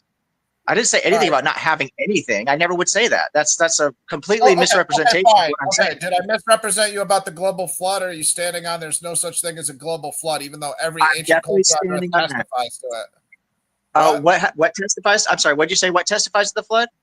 Literally every ancient culture, every single creation story of every culture has a flood, bro. Do you think it's just a coincidence? Are you aware of two things? First of all, cultures all over the world have flood narratives, and 99.9% of those flood narratives are all local floods. There's very few actual global flood stories, first of all. Second of all, the actual global flood story, the oldest one, predates any evidence we have of all the evidence that you just railed off. And I appreciate that you brought some receipts to your claims, but unfortunately, I'm not disagreeing with any of the fact of what you're pointing out. I know there were Hebrews before, back 2,000 years ago. I know there were Semitic people before that. I know they came out of the land of Canaan because we have the historical record of that. I know they were polytheists and henotheists before they were monotheists because we have the record of that. That goes back thousands and thousands of years. But you know what goes back further than that? The oldest civilization that we have any evidence of is the Sumerians. And look at their flood narrative. It's called the Epic of Gilgamesh. It's in the Enuma Elish. That's the oldest global flood narrative. And that's from Mesopotamia. The Canaanites and everyone in Mesopotamia was very familiar. That was, you talk about, the brother was talking about the Iliad and the Odyssey and stuff like that, and how popular, look how popular those works were all over Greece and Rome and all over the Levant and everywhere. That was a massive work that everybody, you didn't go to school in that period of time as a writer or as a Greek person without studying those things. That's how big of an effect it has. Think about why would you take that as evidence of no flood? Because do you think Gilgamesh was a real person? Do you think Gilgamesh really existed? Do you buy their flood story? Where Utrahasis? I think Gilgamesh really existed. No. I'll go that far because there's other things than just the Epic of Gilgamesh that mention a King Gilgamesh. Now, I mean, I'm reasonable. Like, to store the poem, that those things didn't happen. But, like, see how you're extreme objective? You're going to say there was never Gilgamesh now. That's kind of like what I've been saying. There was never. I say it's highly speculative. I didn't say there was never a Gilgamesh. I'm just asking you if you think Gilgamesh happened. I didn't say. You just asked Ryan, do you believe there's a Gilgamesh? He said no, and you were like, good. You're not. You basically implied that. I didn't say good. I didn't say. Yeah, I didn't say good. Bro, you just asked me if I was clearing my. I'm sorry. I was clearing my throat. I didn't say good or bad. No, I asked you about Gilgamesh. I didn't actually respond to that intentionally. Well, I believe in Noah. I think Gilgamesh was a myth, but I think it's clear evidence of the story of a flood, though, bro. And that's why you're using that story. You're saying how prevalent it was amongst all the cultures in that Near East area, and then the Bible comes with the Noah story and all these other cultures. You're also misleading people when you're like, oh, all these stories are local stories, bro. They didn't have the internet. Of course, they weren't all over the continents, all over the world. So you can deduce everything they say down to being local. All their history. No, meaning local flood. I not understand a local what you're trying to say. You're trying to say, oh yeah, it was only the Near East that got flooded. I understand what you're trying to advocate for, but how would you prove that? How would you prove that they don't know that the whole world possibly got flooded within that story or their narrative? How do you prove that? How do you prove what? That they couldn't have been referring to the whole world. You're just saying it had to be a local story. How can you prove that that's all they were referring to? How? Because the whole world to them was a very, very small. Same thing. If you look at I get the four corners of the world stuff. I get that. Yeah, right. It's not intended to like the actual Earth. They didn't even have a concept of the Earth. They had no idea. They thought it was flat. How do you speak to the people's knowledge like that? How do you say they didn't know? Hold on. There is very strong evidence that the Greeks and the Egyptians knew the Earth was a spherical. Yeah. A globe. They apparently did know the Earth was a globe thousands of years, basically even into prehistory almost. There is evidence that they knew the Earth was a globe. The Sumerians were creating calendars based upon the astrological. The Mayan calendar. The Mayan calendar. They had to know that the Earth was a globe to make such an accurate calendar. Yeah, so you're trying to say all these stories are only reporting on local events. That's just your speculative opinion. These people could be referring to the entire world. You don't know. And yeah, we understand most of their narratives are going to be local because that's what they know. If they're in the desert, their gods are going to be desert gods. If they're in the water, their gods are going to be water gods, storm gods. But we get it all, bro. But like your name itself, objective ethics, is backwards. It should be subjective ethics because I was going to ask about that when I first came in. That was the question I wanted to ask because he's so skeptical. It's surprising to me that you have objective ethics. I want to know how you believe in objective ethics. Yeah, you need God to have Well, you don't have to. I don't think you have to. I'm just curious. Yeah. Go ahead and tell us why your name is Objective Ethics. All right. So to not divert from the conversation, I will just let you guys know that I'd be more than happy to. I'm actually developing a theory, which is not fully developed right now. So I don't really want to get into the whole thing because I don't want to say things that I want to retract later. But I have a theory, even as a skeptic, that there is such a thing as an objective truth. And because there's an objective truth, which I think most of us could agree on that there's probably something that we could extract from that. Oh, fair enough. But there's probably something we could extrapolate from that to come up with a concept of objective morality or objective ethics. But I don't have a fully developed theory to that. So the reason I started this name, Objective Ethics, is because I'm a political independent and I'm a agnostic. So I'm very open. You guys are accusing me of being skeptic. I'm going with the consensus of what science is telling us, what consensus of historians are telling us. You guys are giving me these theological, proselytizing and giving me all these presuppositional ideas that somehow there must be a reason for this that aligns with your narrative. And I'm telling you, I don't have a narrative. I'm quoting the people, the majority of the fields who have expertise in these things. So objective ethics is about, you listen to both sides of the story, right? If there's three people involved and person on the left and person on the right have two different versions of what they want to do or their story, the person in the middle considers both sides and says, listen, let's come to a compromise. And that's my call to society to be, hey, let's be a little bit more objective in everything. I'd like to have a real independent political party instead of this two-party system we have. I think it's so broken. So that's really what objective ethics is actually about. So in a nutshell. Well, yeah, things you're advocating. Hold on, Ryan. I really think that everyone who believes something, whatever it is, believes that they are coming at the subject objectively. But I can clearly see that you have tendencies and biases. Of course I do. Because the definition of subjective requires all of us are coming at it subjectively. The definition of subjective is depending on a mind. I have a mind. You have a mind. Ryan, Hidden, we all have minds. So every single one of our opinions is subjective by definition. Of course it is. Yeah. Well, let me give you an example. And actually, the fact that you are going to Google and typing in things and saying that the answer, hold on, let me finish. It provides is the actual result, is a solution. You have to realize that these Google algorithms are programmed by people who themselves have biases. Like, there are all kinds of videos all over YouTube and elsewhere showing that the AI system, ChatGPT, has horrible biases programmed about all kinds of things. I'm not sure if ChatGPT is Google. I think it might be somebody, OpenAI or whoever it is. But these things are programmed by people. You can't just say that because it's a computer program spits out something. It's garbage in, garbage out, ultimately. So, yeah, I don't really care what Google has to say on a certain matter, personally. Even if it's that's fair enough. On premise, I agree with you. This is not the arbiter of truth, and I never implied that. What I'm saying is that you guys are making insanely radical claims by telling me that the flood happened. That is a radical claim, whether you think it is or not. That is, oh my God.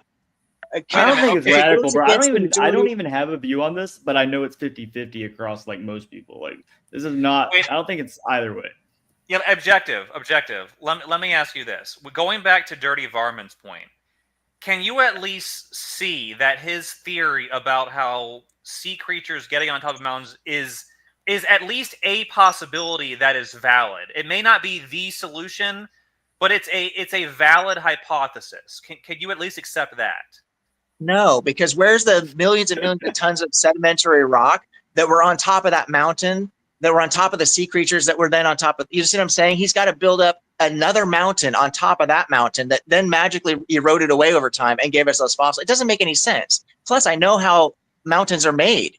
Plus, I also know the flaw in that, which I don't know if he's aware of this or not, but he's basing this entire argument, whether he realizes it or not, on something that's been thoroughly debunked called the hydroplate theory. And if you're going to try and argue for the hydroplate theory that magically created all these, is how these mountains got created. Because it's just to say, oh, well, the flood created the mountains. Well, that's great, but how did that happen? So they came up with a theory for it. It's called the hydroplate theory. Look into it, bro. It's been thoroughly refuted. Objective. You have to realize, okay, the quote-unquote scientific explanation of how these fossils got on. So the data point is this. No one is denying that there are sea creatures on top of mountains. So we have to explain the data. There are competing hypotheses. The creation hypothesis is that there was a flood that put the sea creatures on top of the mountain because they're sea creatures, so water would supposedly have to go above the mountains. Okay, that is a possible theory. Now, your theory, and the one that scientific community goes with, is that these sea creatures died at the bottom of the ocean, and due to plate tectonics, these massive continent-sized, basically slabs of rock, slammed into each other, creating all these volcanic upheavals with these delicate fossils perfectly preserved for millions of years as these rocks are slamming in each other and grinding against each other. And so these fossils survived from the bottom of the ocean over millions of years to the top of Mount Everest. And you think that is the theory that makes the most sense? Really? And what you're doing is, first of all, two things. First of all, you're arguing from incredulity. But I could tell in the tone of your voice, millions of years. But yeah, that's exactly what I'm saying. Is continental drift and plate tectonics is why there's fossils up there. And if you don't believe me, look into the science behind it. But the other thing I'd have to ask is push back and say, okay, let's take your theory for a second, right? You're saying there's fossils up on the top of the mountain. They got there because the flood put them there, because they were swimming around in the water, happily just swimming around. And then the water receded.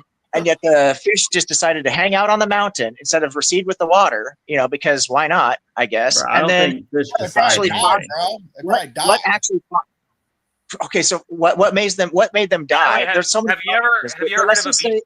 Have you ever heard of beach whale? They have eternal life? What do you mean? What made them die? Fish don't die every day. In 1 year, the flood lasted a year, so all these fossils died that year. But whatever, let's say so they died. So then, what turned them into fossils up on the mountain? If you don't believe they could be fossils underneath the seabed because you needed all this sedimentary rock to weigh down on them to actually fossilize them, what about it when they're up on the mountain? What sedimentary I can't even talk, rock was up on top of that mountain?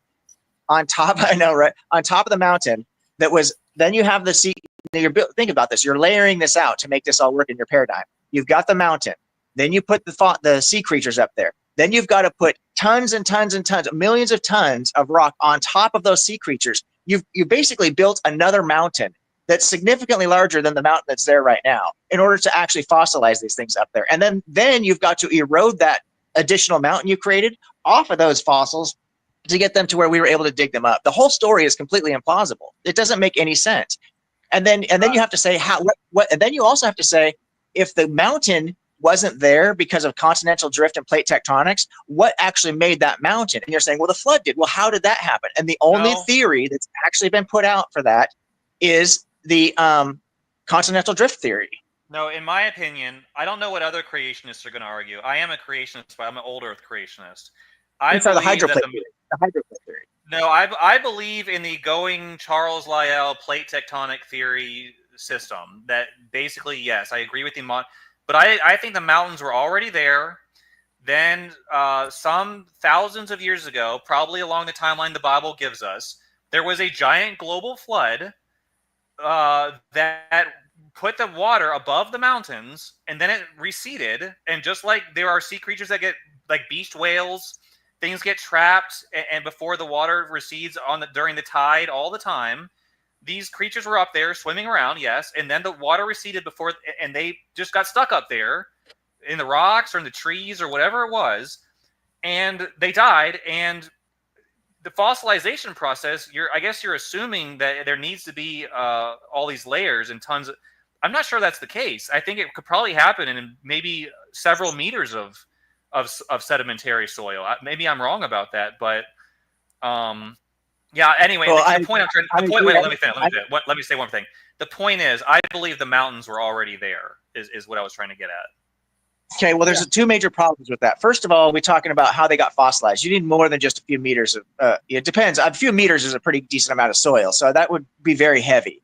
I would agree with you. But again, add a few meters to the outside dimensions of the mountain that's there right now, and then you have to account for how many thousands of years of rainfall would it take to erode even a few meters of soil off. It doesn't make any sense. But let's just set all that aside for a second and pretend the mountains were there.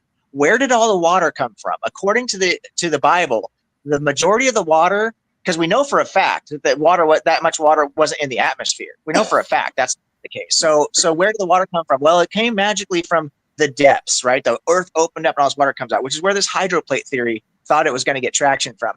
Well, if there was actually all this water underneath the earth, underneath the earth's crust, your whole mountain theory of them being there falls apart by physics, okay, by the way geology and physics works.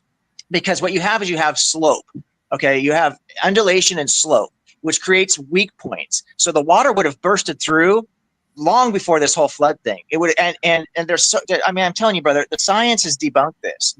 Just look into it. Seriously, look into it. It could be. Now, the question of where the water came from is a good one, but it could be a combination of factors that all coincided. For instance, during the Ice Age, a lot of water was trapped at the poles. So it could be that a great melting occurred. At the same time, hold on. So there could have been a. Let me put it all together. There was a melting of the polar ice caps, which was for whatever reason the atmosphere was cooler. The Mariana Trench hadn't opened up yet. And then the result of the melting was a massive amount of seismic activity, which surged the water all over the planet and caused it to rise above the mountains. Now, it sounds improbable, but at the same time...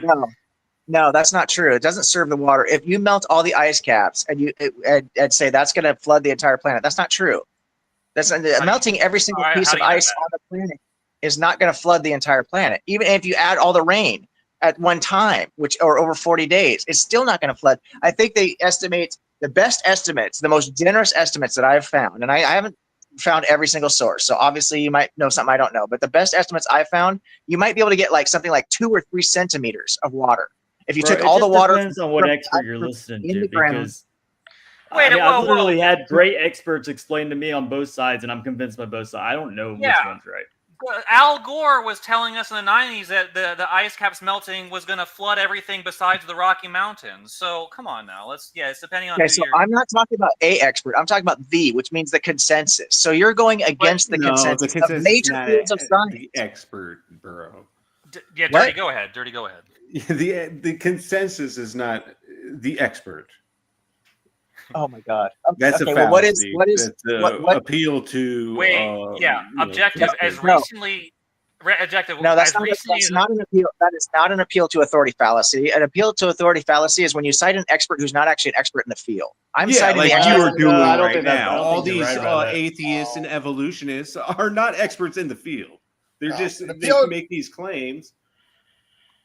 Yeah, and you lie. You're lying. He's lying left and right. I've heard him lie like 10 times. He might not be lying. He's just misrepresenting. No, he is definitely lying. Let's not accuse him of lying. He might just be wrong about what he believes. So let's give him the benefit of the doubt.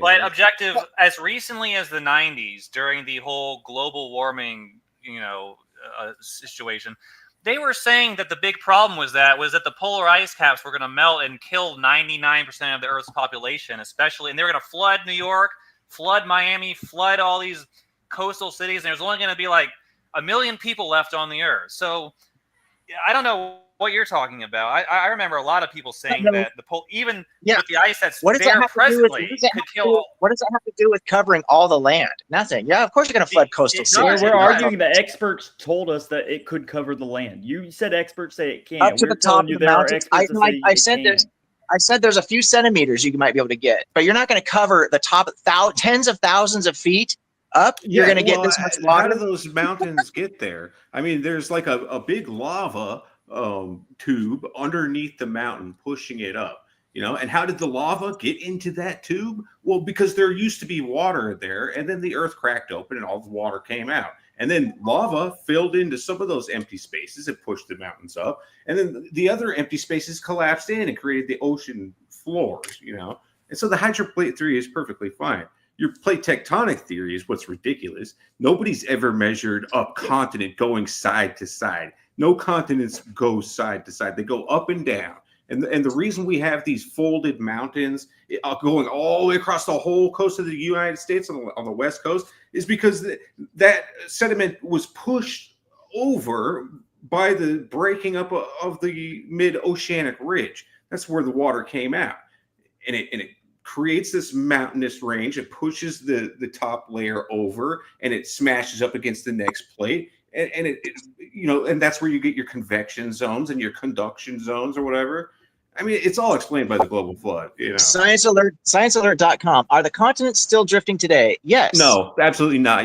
Absolutely not. You cannot measure a side-to-side movement of plate tectonics. You can only measure vertical up and down. Apparently, they've done it. And do you know that the mountains? How far? Ask it how far.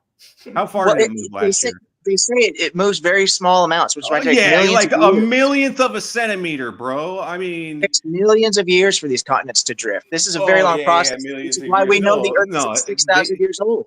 That's impossible because these continents are showing folds in the mountains, and you can't have folds in solid rock. There has to be sedimentary soft layers in order to fold them, and that's it. All happened all at once. There's no way that those things are subducting under other plates. That's not happening. They were soft at the time, and that's when they subducted under those plates. And you might get a millimeter movement over every 10 years side to side, but the main measurement of plate tectonics is up vertical. You can measure up and down, not side to side. Okay, so you just a minute ago said the continents weren't moving. Now you're saying they can move. They're not moving side to side. You could say, a centimeter. It moved a centimeter over the last 10 years. Okay, so were you lying before, or were you just mistaken?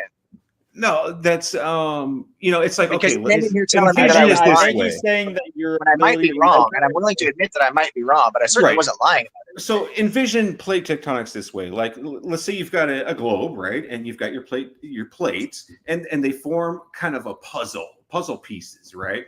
You can't move the puzzle pieces side to side when they're interlocked.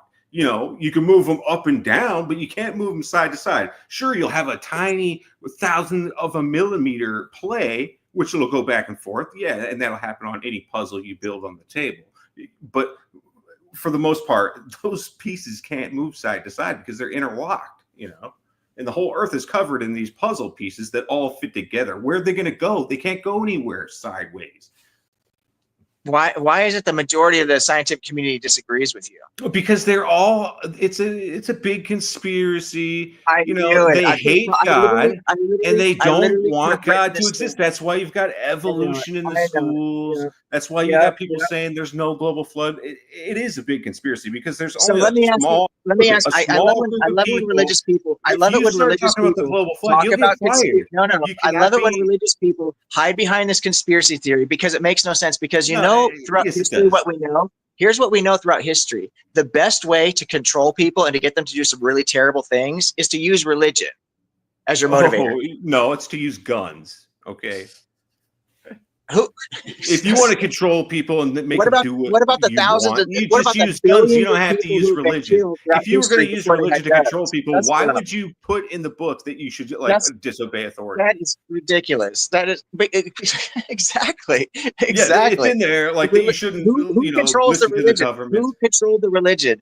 The Christianity wouldn't even be a thing if Rome didn't make it the state religion. If Rome didn't, so Rome wanted what they put in the book to disobey Rome, right in there. Yeah. Who said to disobey Rome? Hold on. Book. All right, fact check. Constantine was the first emperor to become a Christian in the year 320 AD. So there were 300 years before Christianity was accepted before Rome adopted it as the official religion. So that's just factually. I'm saying our modern day Christianity. I didn't mean to say the origin of Christianity came from Constantine. That's not what I'm implying. The Gospels were all written, and all of the New Testament texts were written. Yes, I understand now that. I know all that. What I'm saying to you is that the Inquisitions, people forced conversions. Are you guys never heard of this kind of stuff? What are the Muslims? They're forcing people to believe their religious beliefs, and they're using swords. They were using religion. They were using swords, not religion. Objective. What about the atheistic communists of the 20th century? They attacked the idea of God, and they killed more people than anyone who had really come before them, except maybe the Muslims. But I don't really care about, I'm not a Muslim. I agree with you that Stalin was an absolute nightmare and that whole thing was tragic. But listen, you're comparing the 10 million people or whatever he's estimated to have killed, right? Compared to probably billions of people. We don't even have the records to know how many people were killed. in the name of religion. All of it was motivated by fact religion. that Christianity All is of it. solely They responsible for carried most the of the ark of charity the in the covenant entire into world war. ever since They prayed to their 2,000 God. years ago. They, All the they give charity their in the God world credit. is due They to give their God Christianity. credit every time they win a war. They give their God credit. They pray to their God for victory in battle. And when they get done killing people, they make those people worship their God. Religion is absolutely the greatest motivator. And if you guys don't see that, it's such a red No, herring. religion I is said the biggest religion is cause the of reason. charity in history. Have you heard that little factoid? Dude, the greatest motivator for war is resources. People are killing to get water, food. They're not killing just to have their God be worshipped. People are taking resources, water, clean water, food, all those things are the number one resource in all conquest. Come on, man. Yeah, I the agree real with you. fact I is agree that with you 100%. charity is Resources, solely it's due all, to at the end of the Christianity. day, it's all a political thing. I agree with you 100%. Resources, politically, they're trying to build their civilizations. But what are they using? Because I tell you right now, a lot of people who are involved in these wars, like take the Crusades, for example, okay? These people were not just going to go out and start killing Muslims and converting people, okay? They used the spreading of the faith. All right, it was a call to spread the faith. This is what they do. No, it wasn't. The Crusades were not a call to spread the faith. It was a way they used the faith to attack other people and say, "Oh, you're not following our rules, or we have authority because Yeah, this is again the Crusades were an attempt to take back the Holy Lands, which the Christians originally owned. The Muslims, after the passing of Muhammad, stole them from the Christians and then tried to invade Europe for centuries. And then eventually the Christians gained the upper hand and tried to take their original land back. So it was ultimately a land grab. But it was but you just defeated your own argument by calling it the Holy Land. Well, that's the whole motivation. They believed it was their land. Look at what Israel's doing to Gaza right now. Actually, there was a lot of reasons the Crusaders went over there, and most of them were for like greedy political reasons. Like a lot of the Crusader knights that went to fight for the Catholic Church in the Holy Land did it in order to get what's it called, penance, or like they were forgiven of all their sins for free without having to like they had deals made to go to. They weren't motivated by the will to serve God. There's a lot of studies that you just said penance. You just said penance, and then you said it has nothing to do with religion. No, they were convinced that they were convinced they needed to do this to save their asses. So you're kind of right that it has something to do with religion. I know I'm right, but I mean, they use religion as their shield, or like religion. They use. What about the Inquisitions? What about these Inquisitions? What about the Salem witch trials? I mean, I could go on and on. Those people aren't Christians to begin with. Yeah, exactly. They were Christians. Objective. What if somebody did what you're doing with the U.S. Constitution and they said, the U.S. Constitution has no validity. Didn't you see what the Americans did with slavery? Didn't you see how they conquered all these nations? Didn't they see what they did in the Iran-Contra when they brought cocaine into their own country? They did this. Like, you could go through all the history of all nations, and then you're just going to say, oh, the Greeks didn't know anything about math because they tortured people, or the Romans, they were stupid. They hurt people, so nothing they built matters. Like, dude, you can't just dumb down everything religion has because of evils that human beings have done around it. It's the same logic as saying, well, the U.S. Constitution is a terrible document. It has no validity because the United States has done all sorts of evil. That's like literally the logic you're using for religion, bro. No, that's not true. You guys keep misrepresenting my arguments. I didn't say every single thing. No, I never said or implied that every single thing about religion is wrong. I never implied that. I just said if you want to get people to do terrible things en masse, use religion as the motivator, as the common thing that binds us all together. No, that's not the motivator. The motivator is always greed or lust or power, and they just use religion as a tool. Exactly. Religion is a tool, sure, but it's not the motivator, you know. It is the tool. It is the tool. It's the thing that motivates. It's not a motivator. Christianity didn't motivate the Inquisition. They didn't do it because they were Christians and they wanted to please God. No, they just forced people to use Christianity as a tool to enslave people. Yeah, that's true. You know. So yeah, I'm with Dirty here. Like, how does Jesus teaching people to love each other and the parable of the Good Samaritan how does that lead to chop the foreign countries' people's heads off? Like, where do you get that? Well, I think there's a significant difference, and I think this is something that I think you and I agree a lot on this. I assume so. I think there's a significant difference between what these religions actually are trying to teach people and the things that people actually do with them. I think there's a huge difference. I don't think the believers themselves necessarily represent the teachings very well. Personally, I'm not a religious person, so I think I'm all just observing religions here. have an origin with a good teacher. Like every religion that's out there, their origin started with a good moral teacher, and look at all of them got correct. Wait, do you think? Let me just on that point. Do you think Muhammad was a moral? I don't know much about Muhammad. I'm not super educated on him. Yeah, I would agree with you that Christianity, Buddhism, and Judaism. But actually, I was thinking more Buddha and Zoroaster and all these. Yeah. I guess I just wanted to be clear that I do think Muhammad was a pretty evil person, and that's why Islam is particularly evil. But okay, I just wanted to clear that up. But I mean, not. Yeah, I just don't know, man. I haven't studied it. Okay. Fair enough. All right. So the pacifism that you find in Christianity was well developed in the Near East long before Christianity was even a thing. Look at Buddhism as a great example. You've got the actual Mosaic laws, which there's a lot that can be gleaned from that, as far as murder and things of this nature, but that all comes from the Code of Hammurabi. So the Judeo-Christian religion didn't bring anything new to the table. Object. That's where I disagree with you, man. Is like, I know what you're saying, but there's no evidence that the Bible is getting that from the Code of Hammurabi. It's possible both of those got developed independently, because to not murder and to not steal is a pretty much universal law across the world all the time. Okay, well, talk to Josh Bowen about that, who's a PhD scholar who specializes in that's the only thing. Talk to Josh Bowen about that, who's a PhD scholar who specializes in both the Code of Hammurabi and the Hebrew Old Testament. I know Josh Bowen, and listen, is dude, the I'm eye trying for to an tell eye. you, That's the only thing. I think it's okay for you to say that it's possible, and I even think it's okay to say it's probable that they borrowed from the Code of Hammurabi. But what I'm trying to say is you're definitively saying it happened, and I think you're going too far. I think that's well. Where, I agree with you. I agree with you if you're taking things I say as an absolute fact, because I'm not intending anything. We talk quickly, and we're all talking at the same time. So I do believe that every single human being needs to leave themselves open to be wrong. So sure, absolutely, we need to leave ourselves open to be wrong.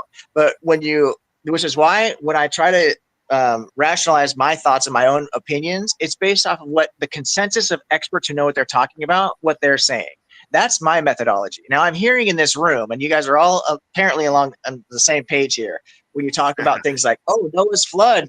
Yeah, we believe that to me, when I hear you guys say that Noah's flood is not just possible, but you guys are saying some of you are saying it's a fact. That there's no way it's impossible that there wasn't. It's impossible that there was not a global flood. That is insane. I'm literally, you haven't looked at any of the evidence. All you do is just watch these. You've looked at one side. Sure, I agree. You probably looked at one side, the atheist and evolutionary side, but you never looked at the actual evidence for the flood. I have looked into the actual evidence for that. You haven't looked at why I know what. That's why. Which is why I know. This is why I know what the hydroplate theory is, because I have looked at what's wrong with the hydroplate theory? There's nothing wrong. I just explained it, that you cannot have undulations in the crust. Okay, with that much pressure, it would have bursted that open a long time ago. No, you cannot say that it would burst a long time ago, because it burst at the time that it burst. Okay. All right. Yeah, I mean, you've convinced yourself. I'm not going to talk you out of it. Like you look, I'm not going to talk you out of it. You convinced yourself. If you look at the mighty Mississippi River and you look at how much sediment is being deposited in the delta every year, you can measure that today. And then if you calculate that back and say, okay, well, how long has this Mississippi River been here? And guess what? It's been here exactly 5,000 years. And you can do the same thing with Niagara Falls. You can measure today how fast those falls are being eroded away by the water. And guess what? Isn't Niagara Falls man-made? What's part of it is, I think. No. Yeah. Well, all of your claims. Anyways, Niagara Falls is exactly 5,000 years too. And guess what? When I ask Every you single about river where's delta where's on the the actual, Earth is exactly 5,000 years old. How do when you I explain ask you that? for actual evidence, you have none. And when I ask you for the peer-reviewed articles, you're hiding No, behind that's conspiracy evidence. theories. I just told you you can go to the Mississippi River and measure the delta and how much sediment is being deposited every single year. You could do that right now. That isn't That's evidence of evidence. hydroplate theory or a global flood, though. There's a Yeah, the naturalistic hydroplate explanation theory for that. is You're fine. You know, you're the water used to you be are under the earth and then it came you out. are cherry picking pieces of evidence and hoping it verifies your claim, but unfortunately, the theory itself is broken. It's No, been, it's and I'm not. saying, No, it's not. and it is, and the You just reason that you're haven't let saying that, anybody give the arguments. You just interrupt them without letting them give the arguments. reason that you're because you're hiding behind conspiracy theories. Because I've No, I'm heard all these. not. No, arguments. there was a conspiracy theory like 10 conversations ago. You know, Then why is there no we're not peer even talking reviewed about work? that anymore. Why I isn't have there peer heard reviewed work? Where's the peer reviewed journals? Why aren't they teaching where's this in the public schools and peer-reviewed universities? journals? Just like I said, dude, just look outside. You'll find a pebble, and that's a prediction, and that's science. there are I can predict. scientists. There are scientists with an animus against religion. They are in our universities. They are Marxists. They want to wrestle control from religion and put it in the hands of the government. So what they do is they come up with ideas that are materialistic. They propose that they're philosophical ideas as science itself. They occupy the authority in the academic institutions. They absolutely have an agenda against God and religion. And they probably think they're doing the right thing. It doesn't matter. The point is that there are scientists, very well reputable scientists, well-known scientists, who have said that evolution is part of an agenda to diminish religiosity in society. They're out there. Daniel Dennett said something very similar to that. There's another guy, I forget his name. He was a Harvard biologist. Yeah, Harvard, and they got $51 billion, and so they can tell you if you push evolution, you're going to be fired as a scientist. So that's why there's no, creationary scientists, because they all get fired. Well, objective ethics too. You're like saying all these peer-reviewed things are where authority lies. It's like telling us, oh, well, 9/11 had to have been airplanes that knocked the buildings down because look at what the scientific consensus said about 9/11. Yeah. Like, well, there's alternate theories to all these events. You know what I mean? You could say I'm sure there are. I'm sure there are, and that's the beauty of science is that it allows itself to be proven wrong or changed over time. That's why we don't call things scientific facts. We don't use that terminology. There's no such thing as a scientific fact. We just talk in theory because in science we allow ourselves to be wrong and then to change our opinion and change our view with what the new evidence is or a better understanding of the old evidence produces. Okay, I have a minor. So you might be right. You might be right. We might discover something later down the road. You're also right that there are certainly government cover-ups. I have no doubt that isn't a true thing. I don't know about 9/11. I've heard a lot of theories about it, and I've looked into some stuff, and it is very interesting. But at the end of the day, I don't think you can make a case either way. I don't think there's enough evidence out there. You said something that was very interesting. You said there are no scientific facts. What do you mean by that? Science doesn't use the word fact. If you look, even immutable laws, it is not agreed upon in physics. What are the actual immutable laws of physics? It's actually under debate because people disagree on what actually are laws. Well, I don't think you don't seem to understand. I think your understanding of science is that it has to be defined according to this very strict, like, oh, there's a hypothesis, and then there's an experiment, and then there's a conclusion. Like, science is really just observing things and drawing conclusions from that. So, like, the fact that the sun exists is a scientific fact. Like, so there are facts about the universe that we can know, and based on observation. I guess you're talking about more like theoretical areas that can't be just demonstrated by pure empirical observations. Is that kind of what you're saying? I'm talking about what they refer to as applied science. So yeah, obviously that we can look outside and see that the sun exists without doing any experiments. But if we're actually going to apply that to anything useful, like developing sunscreen, we better figure out what actually happens if we stay out in the sun too long, or if we want to, anything of that nature. So the applied sciences need to be based off of experiment, like you said, the scientific method. If you're just looking at observation, sure, we can observe a lot of things. And if there are things that we observe and that it's right, and there are things we observe and it's wrong. people observed that the earth was flat. The significant majority of people, I would argue that all people are on our ancient ancestors, when you go back far enough, thought the earth was flat. When you go back 10,000, 20,000 years or something like that, everybody thought the earth was flat because they look around and you still have. It's a guess. It's a guess. I would say it's a pretty safe guess, but I would argue that that's probably the case because they had. I'm talking about before there was such a thing as Greece, bro. I'm talking about 20, 30, 50, 100, 300,000 years ago. At some point, our most ancient ancestors, who were earliest hominids, anatomically correct hominids, probably thought the earth was flat because they looked around and observed what they assumed to be a flat earth. There's no evidence there's no people that old. The only evidence of people we have is 5,000 years ago. We have the fossils of people. Look it up. We have evidence of the Sumerians. They're the earliest civilization ever. That's all. I didn't say they weren't the earliest civilization. No, we have evidence of anatomically correct fossils. We have the fossils of anatomically correct. We have the evidence of anatomically correct hominids. Fossils? Okay, fossils. Yeah, have you heard of? Yeah, have you heard of objective? Let me ask you. You're not seeing your own presuppositions here. You're saying we have fossils from 30,000 years ago. Okay, your presupposition is that 300,000. 300,000. Okay, so 300,000, whatever it is. Your presupposition is that these scientists can accurately date it to that era. I mean, that's correct. It's ridiculous. Yeah, but all you did is read Anthropology 101 from some college. Like we all read the books, but then we grew up and we also realized, oh shit, these people might be liars or devil worshippers or just anti-Christian. So that's why they teach this stuff. Like, so you got to look at the information. They might be. They might be. Yeah, you got to look at the information not just as objective fact because it's in a textbook or something, bro. Because people write misinformation all throughout the world, and history's told foul. If you read a textbook, it's going to tell you Columbus discovered America. We all know that's a lie, right? So that's a blatant example of what I'm saying. The same thing goes on in these other categories where you think, no, these are sacred. This is science. This is anthropology. Nobody would do this. No, you're wrong. There's people that literally worship the devil that do this stuff, bro. Like, you don't understand. See, it's clear to me you don't understand there's actual true evil out there either because you're very trusting in like all these textbooks and stuff. No, there's some evil people out there, bro, and they have a fight against God. So if they can, how do you attack God?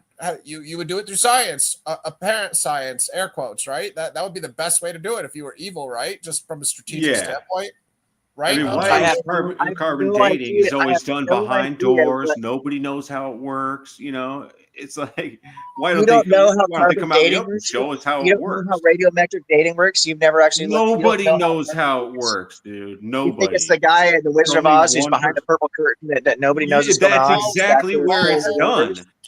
That's where it's done. They've never done carbon metric dating in the public. It's never been observable by the public. Dude, half of the dinosaurs in the museum are all like fake fossils they made up. All the pictures, like, there's so much stuff that when you grow up, you're like, oh shit, the Tyrannosaurus in the museum wasn't all bones. So Tyrannosaurus Rex, they had like, we found a bunch of whale bones. Yeah, what are you telling us? Like, every single dinosaur in Jurassic Park's accurate.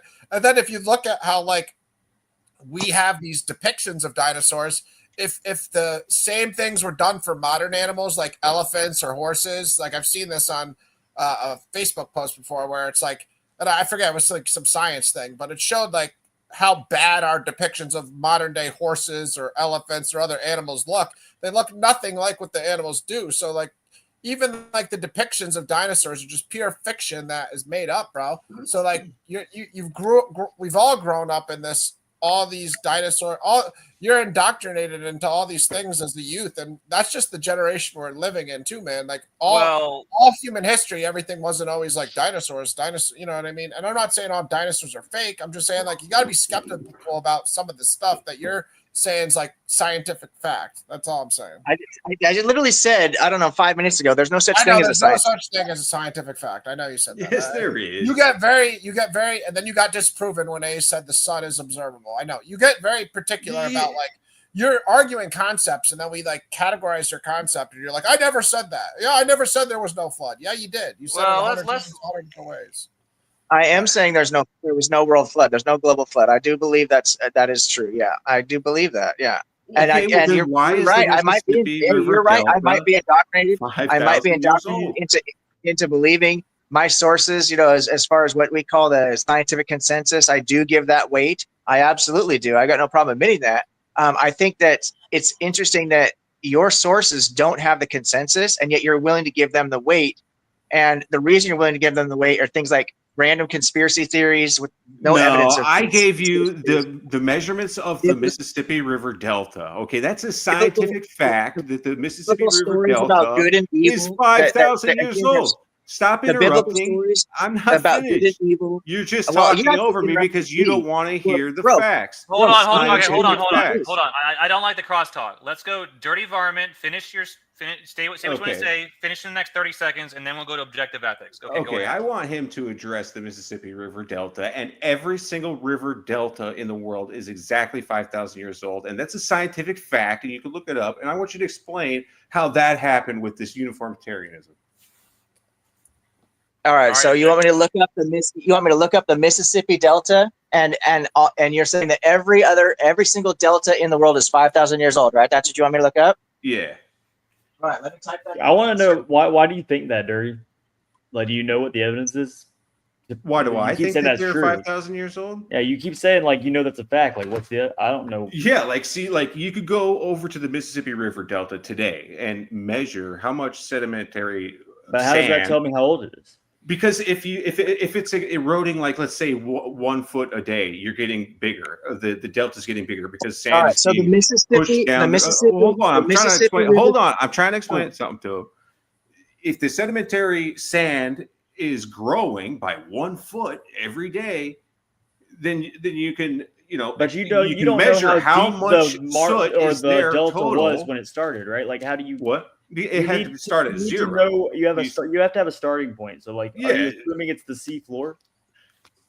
Yeah, like how big? No, I think he's talking about the coastline. So I think what he's saying is that the delta grows outward at 1 foot per day or something like that. I think I see. So if you extrapolate backwards and you look at how big it would have been, 5,000 years ago, it basically would be at the beginning of where the delta is, and therefore that's when it started. I've never heard this argument. I don't know the evidence, so I'll have to look at that. Yeah, I've never heard this argument before either. But if it's true, it would be at least be interesting.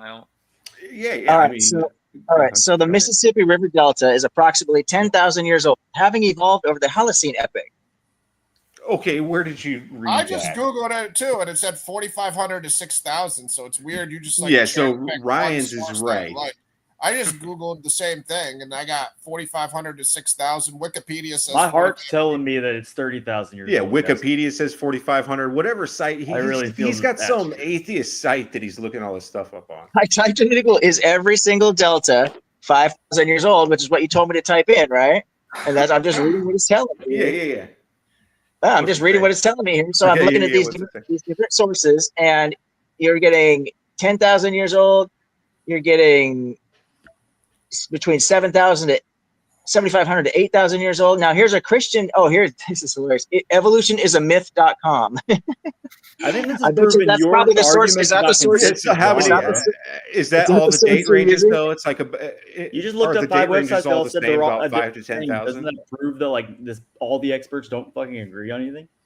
Yeah, but I never said that all the experts do agree on things. You guys keep but I'm asking you, why are the river deltas only 5,000 years old? Why are the consensus of science doesn't mean every single expert, bro. Those are not one and the same thing.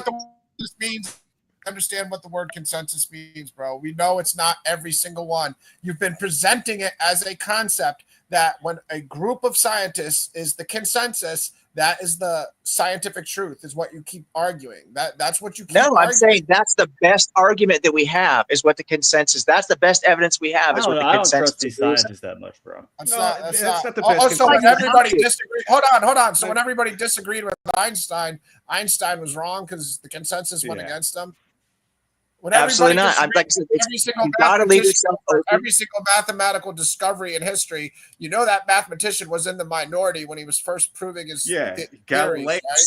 You understand that, right? Absolutely. So using your consensus logic is very flawed, just inherently, right?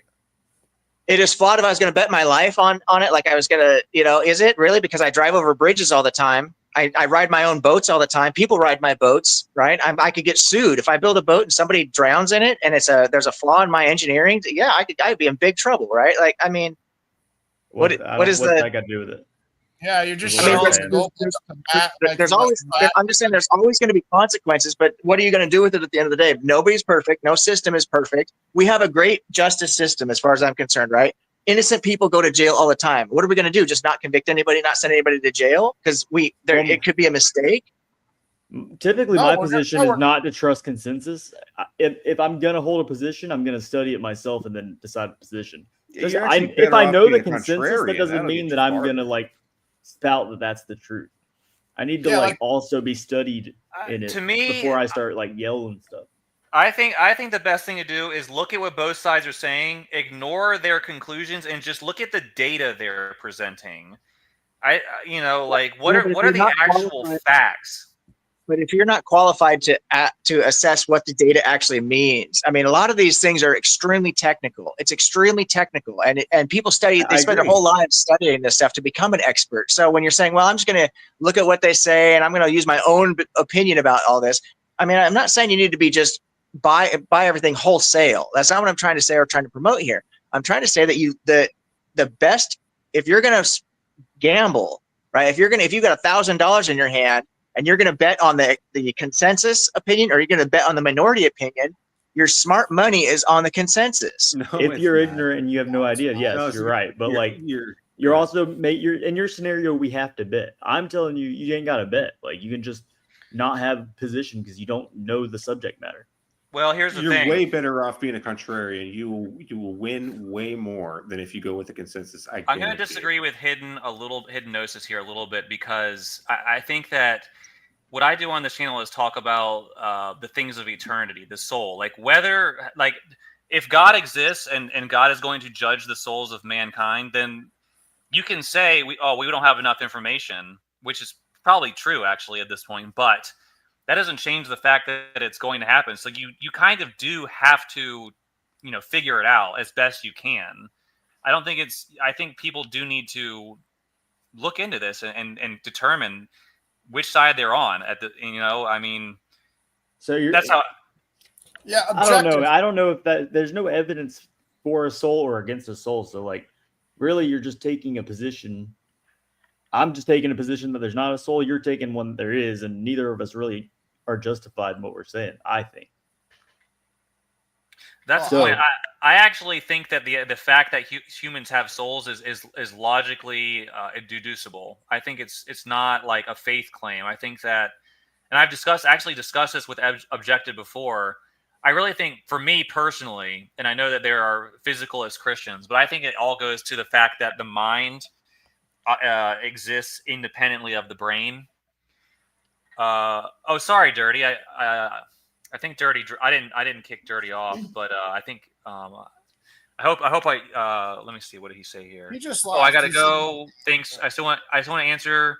Okay, so let me ask you this. So this is what Dirty said before he left. I still want an answer from Objective why all the river deltas are. So they're not all 5,000 years old, but we were looking at time ranges between about 5,000, 7,000. That's pretty interesting. If the Earth is, millions of years old, you would expect some of these deltas to be, measurably about hundreds of thousands. But it seemed like all the answers are, why are they all so close in that range of about 5,000 years? Do you think that's significant, Objective? There could be so many variables. I don't know. He must have stepped away. There could be so many variables if the stuff was frozen or. I don't buy it. I'll be dead honest. I've been quiet through all. I don't buy any of Objective's facts that he keeps saying. The river thing, I don't buy that. I can't assess it, so that's where Objective's right. I shouldn't be calling bullshit, but I don't think anybody can know that stuff. I'm skeptical of anybody making a claim about history prior to 2500 BC.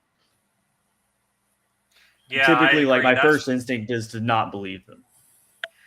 That's why, for me, I'm not a biblical inerrantist, but you see these people out there, these skeptics of the Bible, saying that, these YouTube videos with their clickbait headlines, Moses didn't exist. It's okay, the evidence might not be as strong as the Christians claim, but at the same time, to me, that's not a provable. Maybe I'm wrong. Maybe other people looked in and said, yeah, there's proof that Moses didn't exist. But to me, it's like he existed. He lived 3,000 years ago, and they're gonna make this. And someone else said, what did they say earlier about? Daniel could have never been the captain of the army. I think actually Hidden Gnosis, you said this. I was wondering how do you? No, I was talking when I said something like that. I was talking about how, and I need to restudy this. It's super interesting. In Herodotus's histories, there's a story about a guy from Turkey who gets captured by Darius, and his story of being under Darius as a slave is so similar to Daniel's. Like I wonder if like those two are being conflated because those storylines are similar. But I got to restudy it and like look at it again. But that was something I did years ago. That's what I was saying. Actually. You know what's interesting about? I was actually reading an early. They're called church fathers, but I don't like to use that term. I like to call them early Christians, just early Christians. And I can't remember. He actually said that Alexander or who was it? Somebody from one ancient Greek had a name for this one of these supposedly mythical figures. Scholars say they're mythical. But he said, I can't remember who it was. It might not have been Alexander. It must have been someone before him because Alexander was like 300 BC, I think. But he had a name for someone in the Bible. And when the scholars researched it, they said, oh, yeah, the Greeks were talking about this guy from the Bible. But they gave him a different name. Maybe it was Daniel. I don't know. So my opinion on like all that is that I think the Greeks and the Egyptians, we can prove that they traded. They had they intermingled as cultures, and Israel is right in between those. Why do we not believe that Israel was like traveling to Greece and Egypt, vice versa? Like they knew what each other were doing. That's why I'm not surprised that you have like the flood story of Diocles in Greece, and it's super similar to the one in the Bible. Like I don't think that we can prove which one took from which. But I think that like it's not surprising. Those cultures hung out, you know? Yeah, you're right. You're right. I actually think that Egypt is probably the source of a lot of everything. I think that this is probably a controversial thing. I think that the skeptics these days are saying the Sumerian Gilgamesh. I actually think it was derived from the library in Alexandria. I think that's where a lot of the ancient, that library housed supposedly manuscripts that were thousands of years older than the library itself. And unfortunately, it burned in a very famous fire, which is a terrible thing. But I think the Genesis. Go ahead. You're speaking library to Alexandria. It's interesting to me that we have. I'm sure you know the story of how the LXX was written, right? Like the. Yes.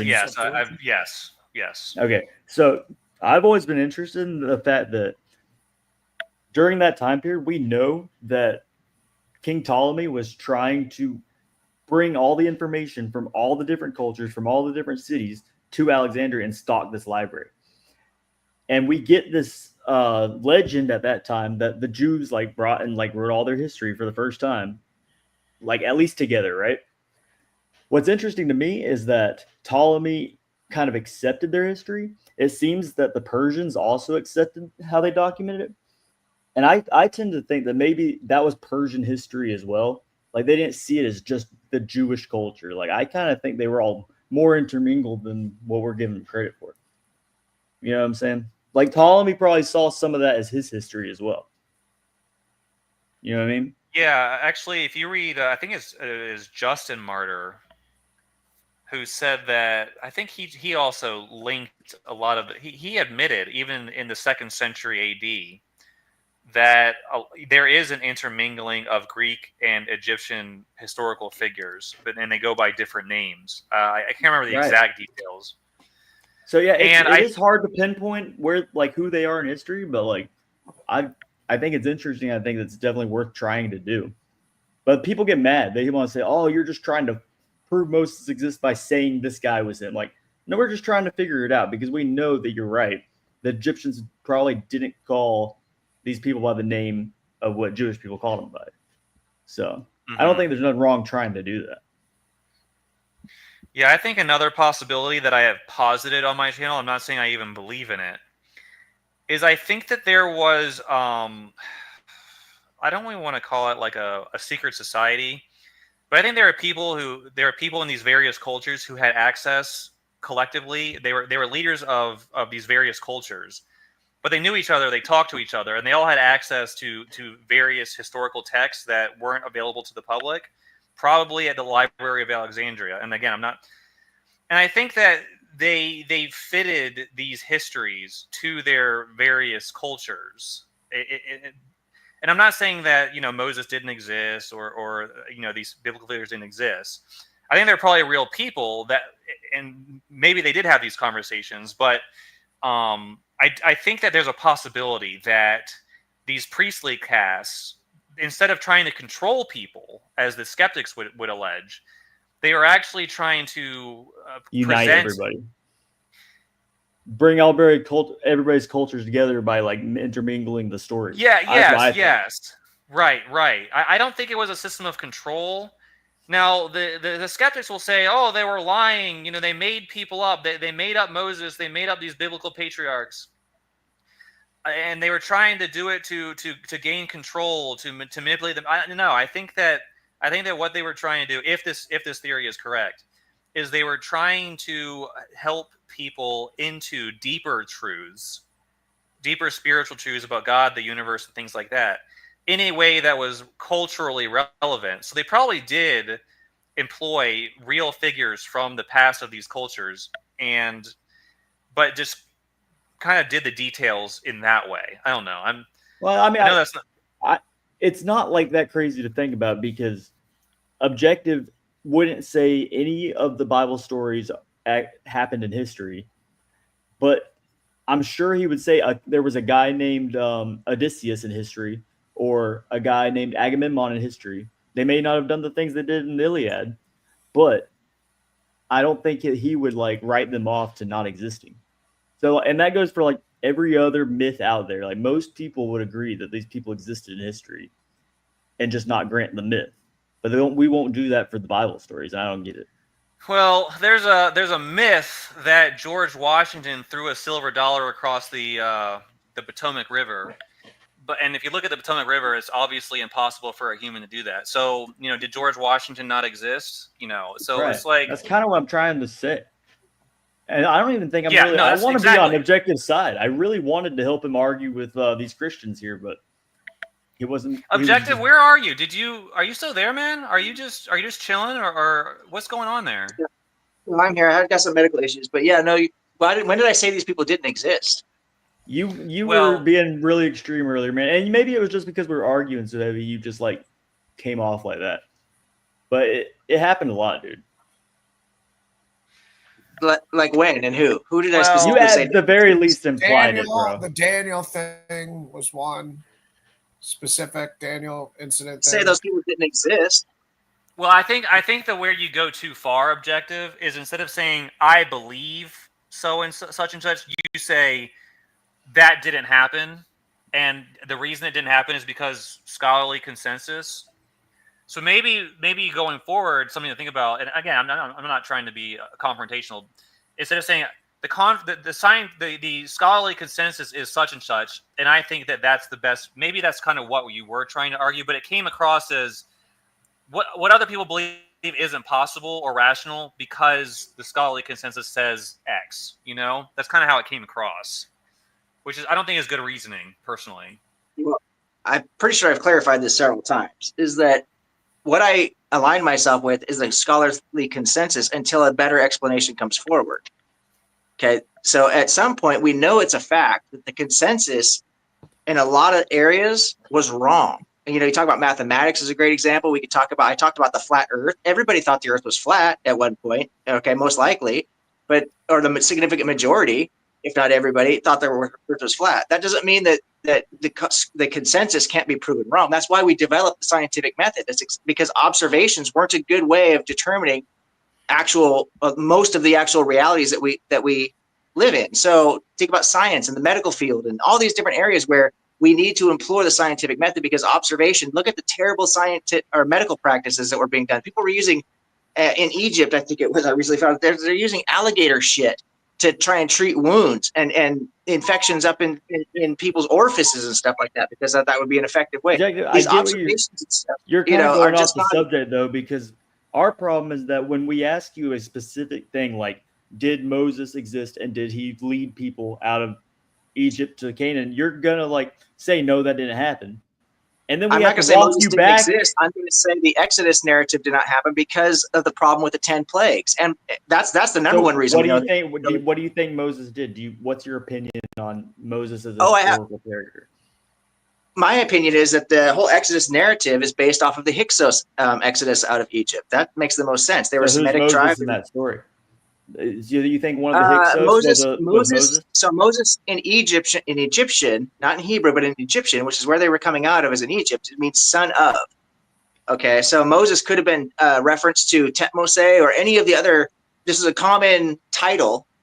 You know, you look at so many of the Egyptian. I know what you're talking about. I agree with you. Yes, I'm just trying to get you to like say that like there's something there other than it's false. And honestly, we had to walk you back to that every time. And that's our problem. I don't think just because Moses might have existed, and I grant you, sure, there might have been a Moses, but there was no Exodus according to the biblical narrative. There was no 10 plagues. Well, we know that. So you said that you think the Hyksos might have been what they're talking about.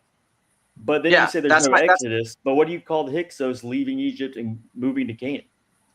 Isn't that the Exodus? Okay, I'm talking about there's no biblical according to the biblical narrative. That Exodus didn't happen. I think it's based on the Hyksos expulsion out of. But the Hyksos weren't slaves. They ruled the northern kingdom. They were Semitic people that actually ruled the northern kingdom for about 200 years.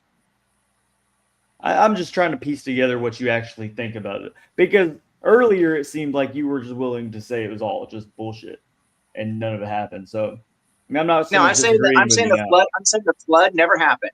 I'm absolutely determined the flood did not happen. It's been too well refuted. I'm saying the Exodus didn't happen. We know that because the plagues go against all that we know about science. There would have been so much infection and disease.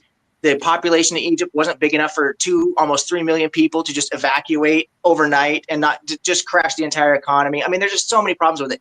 The other thing is that you guys are making these arguments without the evidence. I know that one guy thought he had all this evidence for the hydroplate theory. That stuff has been debunked. I'm sorry. That's just absolutely been debunked. It doesn't match what we actually, what scientists, the experts in the field are saying. And you guys are telling me, oh, well, you can't believe the experts. It's like, okay, fine. Who do you believe? The minority? Well, what's their evidence? What good evidence do the minority have, and why isn't it being pushed forward? Oh, because it's a big conspiracy. This just so insane listening to you guys. I'm not trying to be disrespectful to you guys or dismissive, but if you really just stepped out of your paradigm for a second and listen to the things you're saying and the things that ultimately it gets down to the brass tacks of how you're justifying these things with conspiracy theories against God, and the evil really exists in the world and the boogeyman's making all this happen. This is just crazy talk that a skeptic can't. You got to show me something that I can at least latch onto. All right, let me give a crack at it. And you know, again, the Old Testament is really not my wheelhouse, but so there was a second temple built after the exile period, right? So we agree there was a temple in Jerusalem, right? Objective.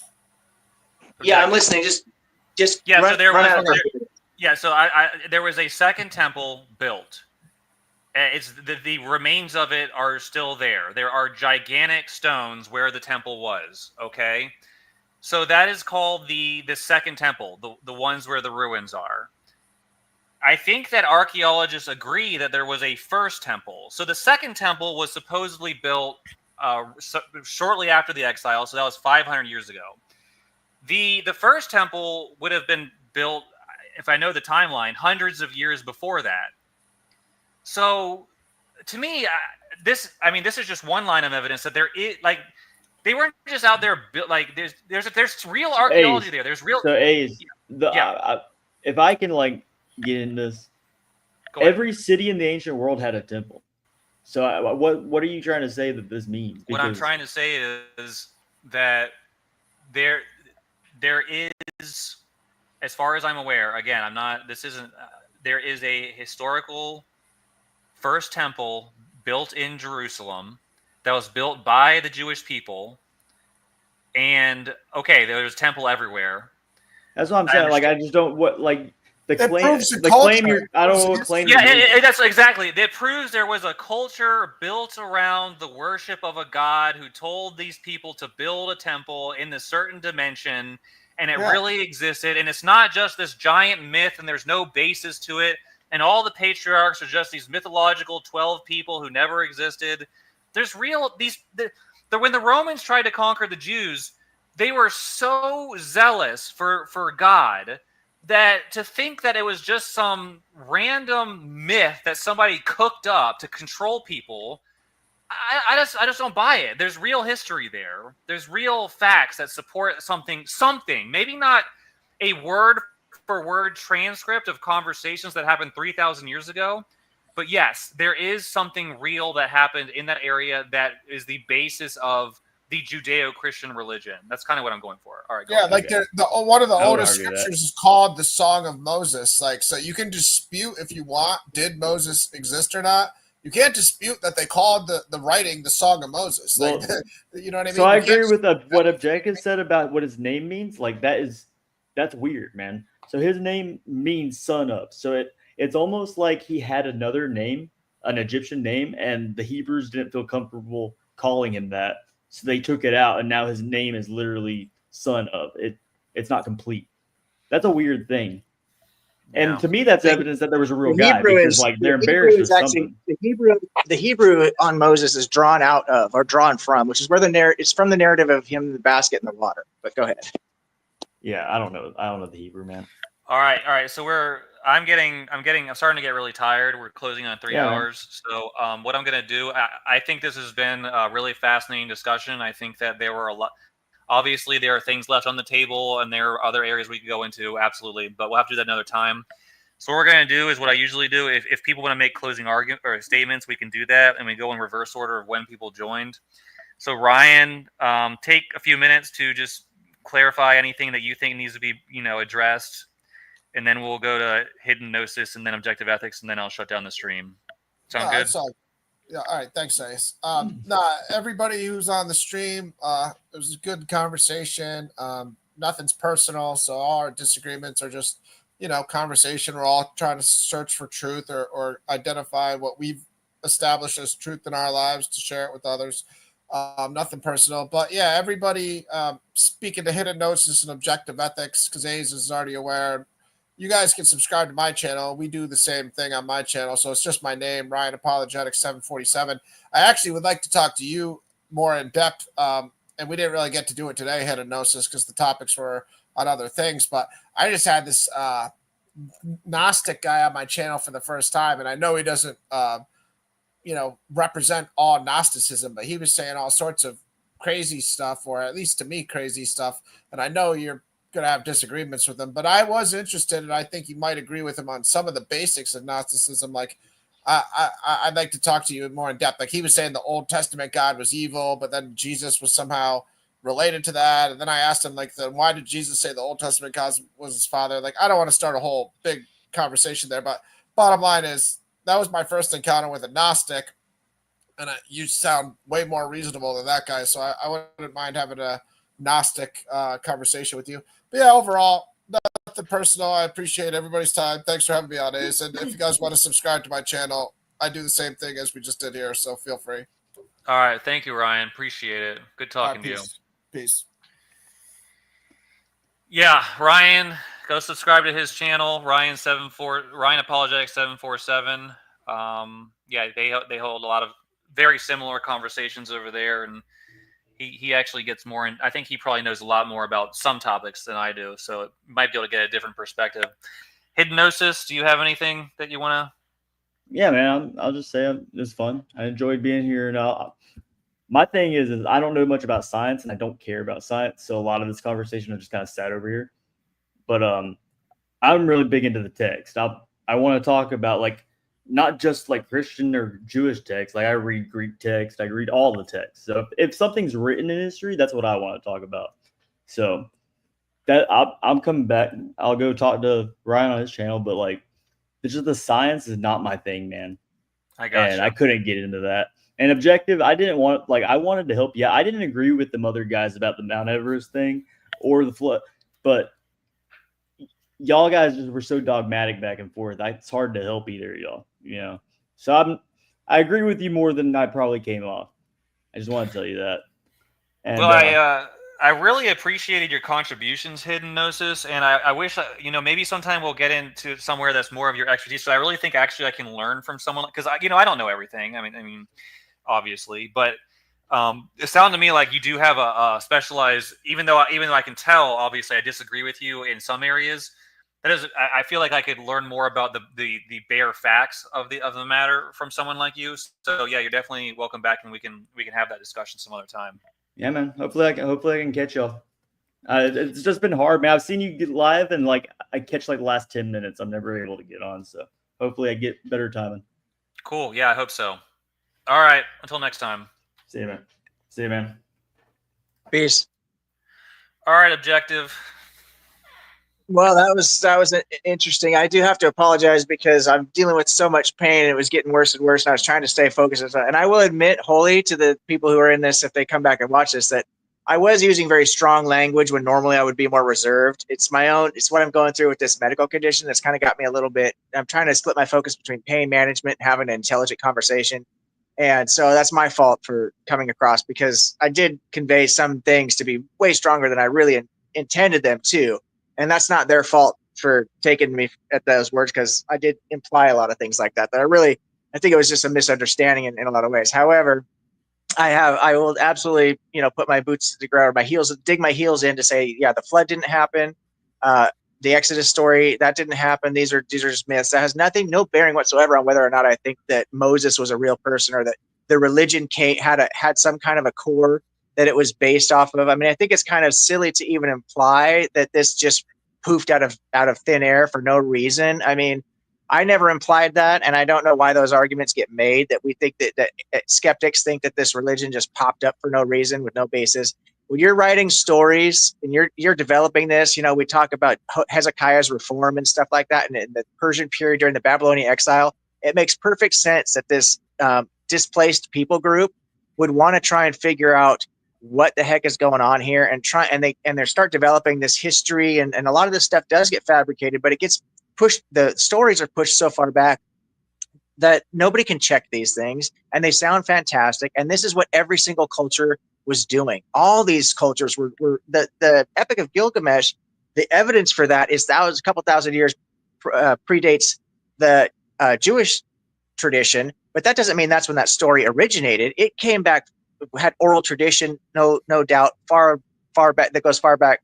You know what I'm saying? So before they could really check on this thing, they had talking animals, they had dying and rising gods. I mean, these are all tropes is what the word for it is. So it's not to say that this just pops up out of thin air for no reason and there's no way anybody would believe this. These religions obviously there's a whole typology to it of how it develops, why it develops, and the different methodology it takes to get it to develop and stuff. And that's all been well studied. And I don't disagree with any of that stuff, so I'm not saying that these things don't have a basis. What I'm saying is when it comes to the actual supernatural claims, those things need to be evidenced before they're just taken wholesale. And when it comes to evidence, I side with the majority of the scientists and the experts in the field. And I find it fascinating that every single person on this stream was vilifying me for doing that. That's my methodology, is to side with experts. And you guys are all 100% of you guys, even the guy who claims that he wanted to defend me, he was literally defending you guys and who were basically blaming it on the boogeyman. No offense. I'm not trying to, but that's literally what it comes down to. It's like, you guys, there's no evidence for most of these claims you guys are making, none at all. And the evidence that it has been provided has actually been debunked. And so I'm like, well, what is going on here? You guys are making an argument that's not been substantiated. And the justification for the unsubstantiation comes down to conspiracy theories and boogeymen. And to me, I'm listening to all this and I'm shaking my head thinking, there's got to be something I'm missing here. What am I doing wrong and misunderstanding?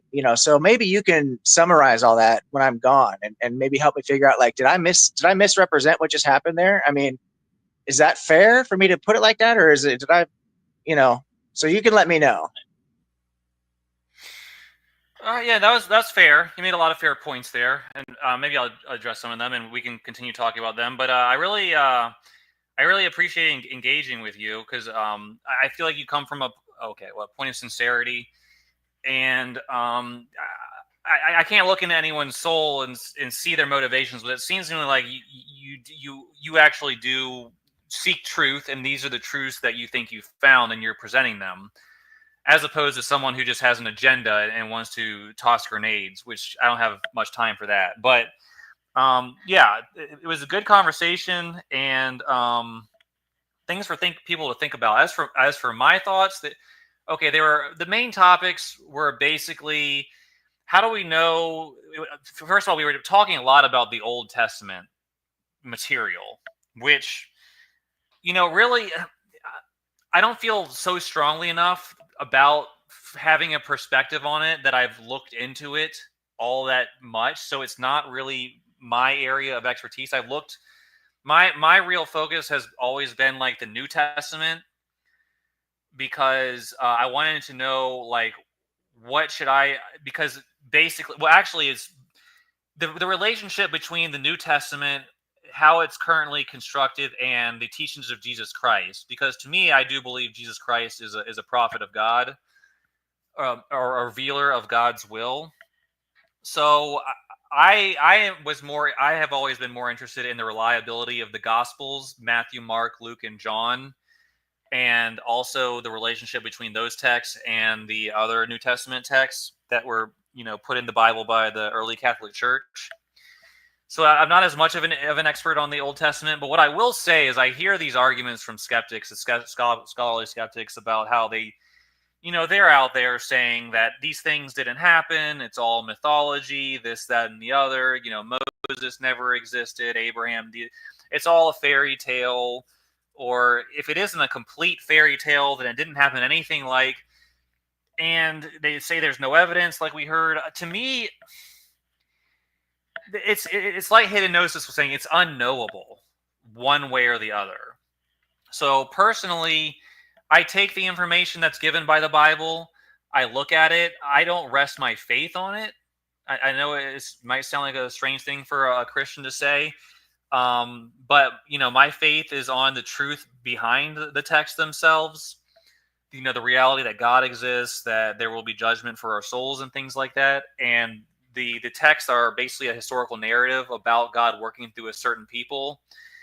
Like, that narrative isn't the basis of my salvation. The basis of my salvation is the teachings themselves, and like what I need to know from that narrative. So, but as far for people who want to say that, Moses never existed, he's a myth, the patriarchs are a myth, David's a myth, all of that. Well, the one thing I'll say is that there absolutely is some truth to this, because like I said, there's physical temples that were built by the Jewish people. They obviously were very committed to their religion, going back to at least a certain time frame. They were conquered by the Babylonians, which means that they were a people to be conquered, and so there's some truth to, and they had, maybe I'm making this. They already had their own language. They already had a culture. It wasn't something they invented while they were in exile. I probably can't defend that, but I'm pretty sure it just makes sense rationally. So I'm content saying that there is absolutely solid history to it, even if you don't want to say the texts themselves perfectly reflect that history. As for the flood, that was a big topic of discussion. I think the evidence for a global flood is overwhelming. I actually am with Dirty Varmint. I don't understand how, when you actually see the evidence, I think you have to avoid the obvious conclusion. You have to have a bias against it. The scientists, okay, so I presented 2 points of data. There were other points of data that other people presented, Dirty Varmint presented. I presented 2 points of data personally that were not very strong, heavily addressed, which is there are clearly remains of human cities, that have been discovered thousands of feet below the surface of the ocean and all over the world. So there were people living in these cities. There are temple structures that are literally over 1,000 feet below the sea level, in places all around the world. So there were people living there. They were building temples. They were building civilizations in these areas. And then the water level rose and buried them. So there's only one conclusion, that there were people living here and the sea levels rose. That could easily be interpreted at, like, the fact that these underwater complexes exist is not in dispute. So at that point, you have to accept that. How did they get there? Did these people, were they good scuba divers thousands of years ago when the sea levels were that low? And no, they were living there. There were people who were living at these elevations below sea level, and the sea levels were clearly below that at one point. Well, where did all the water come from? Exactly. There, at some point, the sea levels rise and fall, and again, I'm not saying it was a 40-day and 40-night flood, but what I am trying to say is I can absolutely see if there were places all around the world that are below sea level right now, and then they were buried, and some people survived what might have been a very fast event and remembered it and wrote it down. They would interpret that as a global flood that covered the entire earth and buried massive portions of human civilization. Again, I guess a skeptic would say, well, it's not exactly like what happened with Noah and the ark and the animals. What I'm trying to tell you is there was a global flood. Another point of evidence that was discussed is the sea creatures that are on the tops of the highest mountains on Earth, all over the globe. There's no dispute that sea creatures of various kinds are found on the highest mountains around the entire world. So at that point, there's no disputing the data.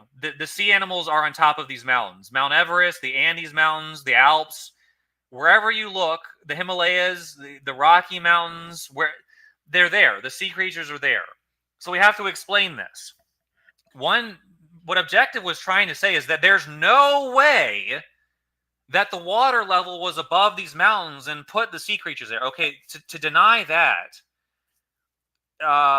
why would you a priori dismiss that possibility? You can say there's a better theory, but just to dismiss that, to me, again, speaks of a lack of objectivity. Now, you want to argue that these sea creatures died at the bottom of the ocean, and then over millions and millions of years, the bottom of the oceans became the mountaintops. Okay, that would fit with plate tectonic theory, but there are some very, very, very serious problems with that. And it's actually far less plausible than thinking that the sea levels rose and put the sea creatures there. For one, when these plates, mountain ranges are formed by supposedly the collision of massive continent-sized plates of the earth, these massive slabs of stone, rock, and things like that. The forces, now this happens slowly over time, but when we're talking about rocks, giant rocks the size of continents smashing in each other and forcing the edges upwards, even though it's a slow process, these plates are grinding against each other as they rise. It's not like the sea level just lifts up. Like what was once the sea level just magically goes up 1 inch a year until it's the top. No, that's not how it works. What happens is the rocks smash into each other like a giant train wreck, and the different portions of the rocks intermingle with each other, crush each other, and force themselves up. And there's all kinds of volcanic activity and seismic activity, and this is how the hardest materials on Earth are formed, is from the forces of these rocks crushing against each other. And you're going to argue to me that all over the world, these delicate little sea creatures and their fossils were perfectly preserved through this cataclysmic activity over the course of millions of years. And it just so happened that magically that they were on the top of the ocean, and that layer that was top also ended up being the top of the mountain. And there was... It's actually far less plausible of a theory when you think about it than the sea levels rose and put the sea creatures there. It's just the way it is. Last thing I'll address is the idea of scientific authority. Yeah, scientists, there's really, I hate to say it, there's science, and then there's what scientists say is the scientists. And you can't factor out the human, whenever you're interpreting data, like when it comes to evolution, or the origins of the universe, or so many, climate change is another one I've talked about in the past, where you're not observing something and saying, oh, look, like you're observing like the the sky. No, you're looking at data points like temperature data, and you're trying to piece together a cohesive picture. And based on your political affiliations and your personal agendas and whether you're getting grant money for saying a certain thing, you're going to manipulate the data and interpret it a certain way to fit a certain predisposition. Same with evolution. People are looking at the same data. We can all see, okay, I know that there are some people who deny that the fossils are real. Okay, I disagree. There really are fossils of ancient creatures that no longer exist. So I'm just going to yield that. But when you look at the fossils, there's two things you can conclude. You can say that it's all just a bunch of different creatures that lived and died and there's no relation.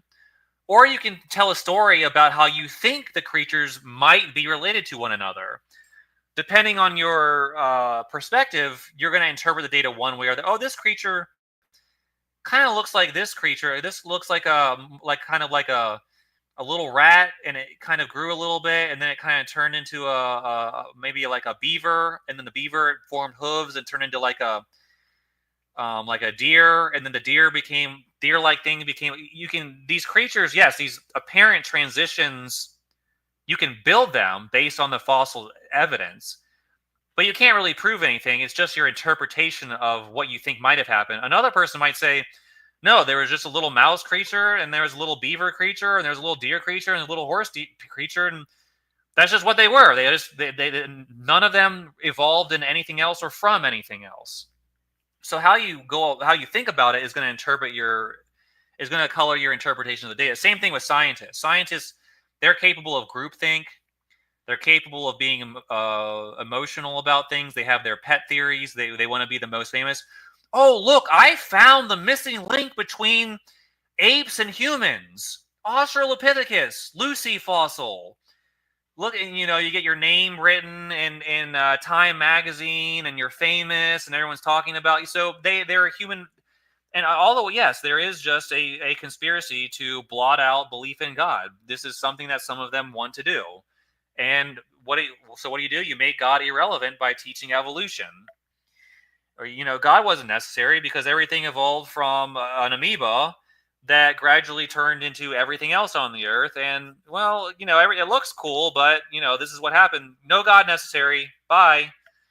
But, obviously there are serious problems with evolution. And so at some point, we're going to get into that. I think maybe later this week, we will have a show that focuses on why evolution, is probably just not true. Almost certainly not true. We'll get into that, but we'll see. Maybe I'll be proven wrong. We'll see about that. Anyways, basically what I'm saying is, yes, the scientists, you can't just trust the consensus because they are capable of being manipulated in group, in sort of what's called groupthink mindset, herd mentality, things like that. You really just have to ask yourself, what are the data points? Do your own research. Don't ask what the consensus is. That might be interesting. It might be meaningful in some way, but it's certainly not the determining factor of what ultimately is the truth. So those are my thoughts on the conversation. It was a good conversation. Hopefully some people learned something. Please like and subscribe. I do plan on having more conversations like this. And, because I feel like the people who participated today did a good job, and everyone was, basically being civil. It got a little heated, but that'll happen. But I hope objective ethics gets better. I know he's dealing with a lot right now, and that's tough. So I'm rooting for him, even though he disagree fundamentally on a lot of things. And basically, I'm just going to end there. So, until next time, God bless. Like and subscribe. Later.